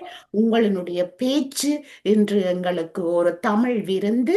அந்த படையலை நாங்கள் பெற்றுக்கொண்டோம், அருந்தினோம், சுவைத்தோம் என்று கூறிக்கொள்ள விரும்புகிறேன். யோகவதி அம்மா, உங்களினுடைய பேச்சு தொல்காப்பியரை தொட்டு வந்து சிகரத்திலே, திணைமொழியியலிலே உயரத்திலே வைத்து எங்களுக்கு இன்னும் அவரை கரம் கூப்பி கைதட்டி போற்றி வணங்க வேண்டும் என்பதை எடுத்து கூறினீர்கள் அம்மா. இருவருக்கும் எங்கள் முத்தமிழ் சங்கத்தின் சார்பில் உங்களுக்கு நாங்கள் மிகவும் நன்றி நன்றி என்று கூறிக்கொள்கின்றோம். தொகுப்புரையோடு நிறைவு செய்து கொண்டோம். நன்றி உரைக்கு வருகின்றோம். இப்பொழுது எங்களுடைய கல்வி நிறுவனத்தினுடைய இயக்குனர் டாக்டர் உரையாற்றுவார்கள். நன்றி உரையாற்றுவார்கள். பாருங்கள் அம்மா. அனைவருக்கும், சபையில் கூடியிருக்கும் அனைவருக்கும் என்னுடைய பணிவன்பான வணக்கத்தினை தெரிவித்துக் கொள்கின்றேன். நான் முனைவர் சூரியகலா சந்திரிகா ஜீவானந்தன், பரதநாட்டிய பேராசிரியராக இந்த தென்னாசிய நுண்கலை கற்கை மையம் அண்ணாமலை கனடாவில் கடந்த 12 வருடங்களாக பணியாற்றி கொண்டிருக்கின்றேன். இந்த முதலில் இந்த நிகழ்ச்சிக்கு வருகை தந்து இந்த நிகழ்ச்சியை மேன்மேலும் சிறப்பித்த, ஒரு சாதாரண நிகழ்ச்சியாக இருந்ததை ஒரு பிரமாண்டமான நிகழ்ச்சியாக அமைத்து தந்த முனைவர் சூனா சதாசிவம் அவர்களுக்கு என்னுடைய முதற்கண் நன்றியினை தெரிவித்துக் கொள்கின்றேன். அத்துடன் எங்களுடைய சக விரிவுரையாளராக இருக்கும் திருமதி யோகவதி ரவீந்திரன் அவர்களுக்கும் என்னுடைய நன்றியை, ஏன்னா இவங்க 2 பேரும் தான் இன்னைக்கு வந்து இந்த நிகழ்ச்சியில கருத்துரைகளை, அவர்களுடைய பேச்சினை வழங்கி எங்களுக்கு பலவிதமான அறிவினை புகட்டியவர்கள். இதற்கெல்லாம் மேலாக இந்த அண்ணாமலை பல்கலைக்கழகத்தின் ஒரு தொலைதூர கல்வி நிறுவனமாக இந்த இவ்வளவு பெரிய ஒரு இடத்தினை அமைத்து அதற்கான அந்த permission university of grant commission permission எடுத்து இன்னைக்கு இந்த அண்ணாமலை கனடா கேம்பஸ் ரொம்ப சிறப்பாக இத்தனை வருடமாக இயங்குவதற்கு வழிவகுத்த அன்பிற்குரிய சத்யதேவி ராமலிங்கம் அவர்களுக்கும் என்னுடைய முதற்க நன்றி.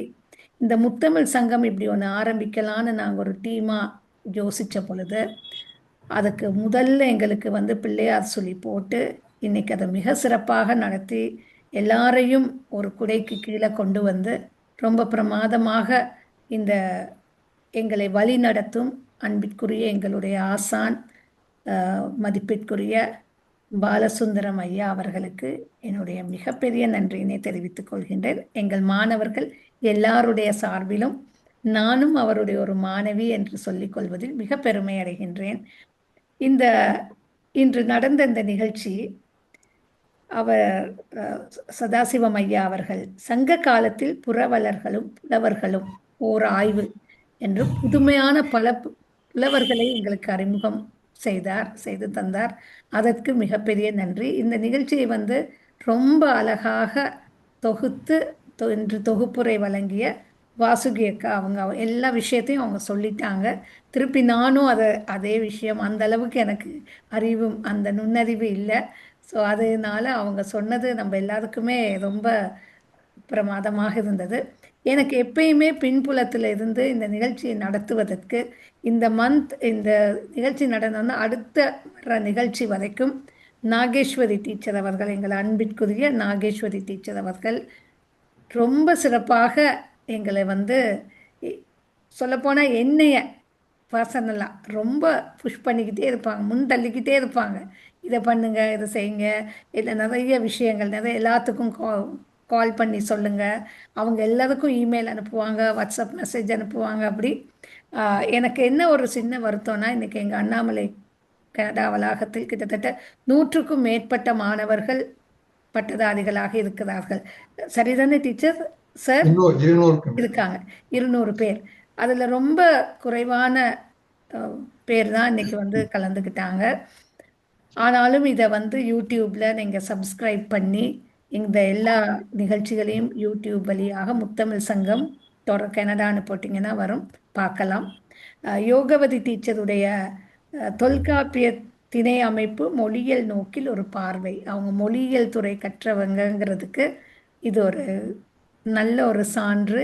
மிக பல விடயங்களை இந்த மாதிரி இதில் கேட்கும் பொழுது நமக்கு வந்து நிறைய விடயங்கள், நிறைய அறிவு. அக்கா சொன்ன மாதிரி, வாசுகி அக்கா அவர்கள் சொன்ன மாதிரி இன்னைக்கு பெரிய ஒரு படையல் தான் நீங்கள் போட்டிருக்கீங்க. நாங்கள் எல்லாருமே விருந்து சாப்பிட்டுருக்கோம். ஐயா சதாசிவம் ஐயா, ஜோகவதி டீச்சர் இருவருக்கும். மற்றும் இந்த நிகழ்ச்சி ஒரு ஞாயிற்றுக்கிழமை காலை இது மாதிரி ஒரு நிகழ்ச்சியில் உங்களுடைய நேரத்தை ஒதுக்கி எங்கள்கிட்ட வந்து கலந்து இதில் பங்களித்த இந்த நிகழ்ச்சியை கண்டு சிறப்பித்து கொண்டிருக்கும் அந்த 47 பேர் இன்னைக்கு வந்து பார்க்க வந்திருக்காங்க. அவங்க எல்லாருக்கும் என்னுடைய மிகப்பெரிய நன்றியினை கூறிக்கொண்டு இந்த நிகழ்ச்சி மேன்மேலும் சிறப்பாக வளர்வதற்கு ஐயா நீங்கள் ஒவ்வொரு மாதமும் எங்களுடைய அழைப்பிதழை ஏற்று வந்து நீங்கள் பார்த்து எங்களுக்கு உங்கள் கருத்துக்களை வழங்க வேண்டும் என்றும் மிகவும் தாழ்மையுடன் கேட்டுக்கொள்கின்றேன். இந்த சந்தர்ப்பம், நன்றியுரை கூறுவதற்கு எனக்கு சந்தர்ப்பம் அளித்த இந்த ஆர்கனைசேஷனுக்கும் என்னுடைய நன்றியினை தெரிவித்துக் கொள்கின்றேன். மிக்க மகிழ்ச்சி அம்மா. இப்பொழுதோ அவையில் இருப்பவர்கள் உங்களுடைய கருத்துக்களை கூறலாம். சுருக்கமாக வினாக்கள் இருந்தாலும் கேட்கலாம் என்று கேட்டுக்கொள்கிறேன். எடுத்து கூறுவர்கள், வினாக்கள் கேட்பவர்கள் வருகம். விக்னேஸ்வரன் ஐயா திருக்கா போல தெரிகிறது. வணக்கம்.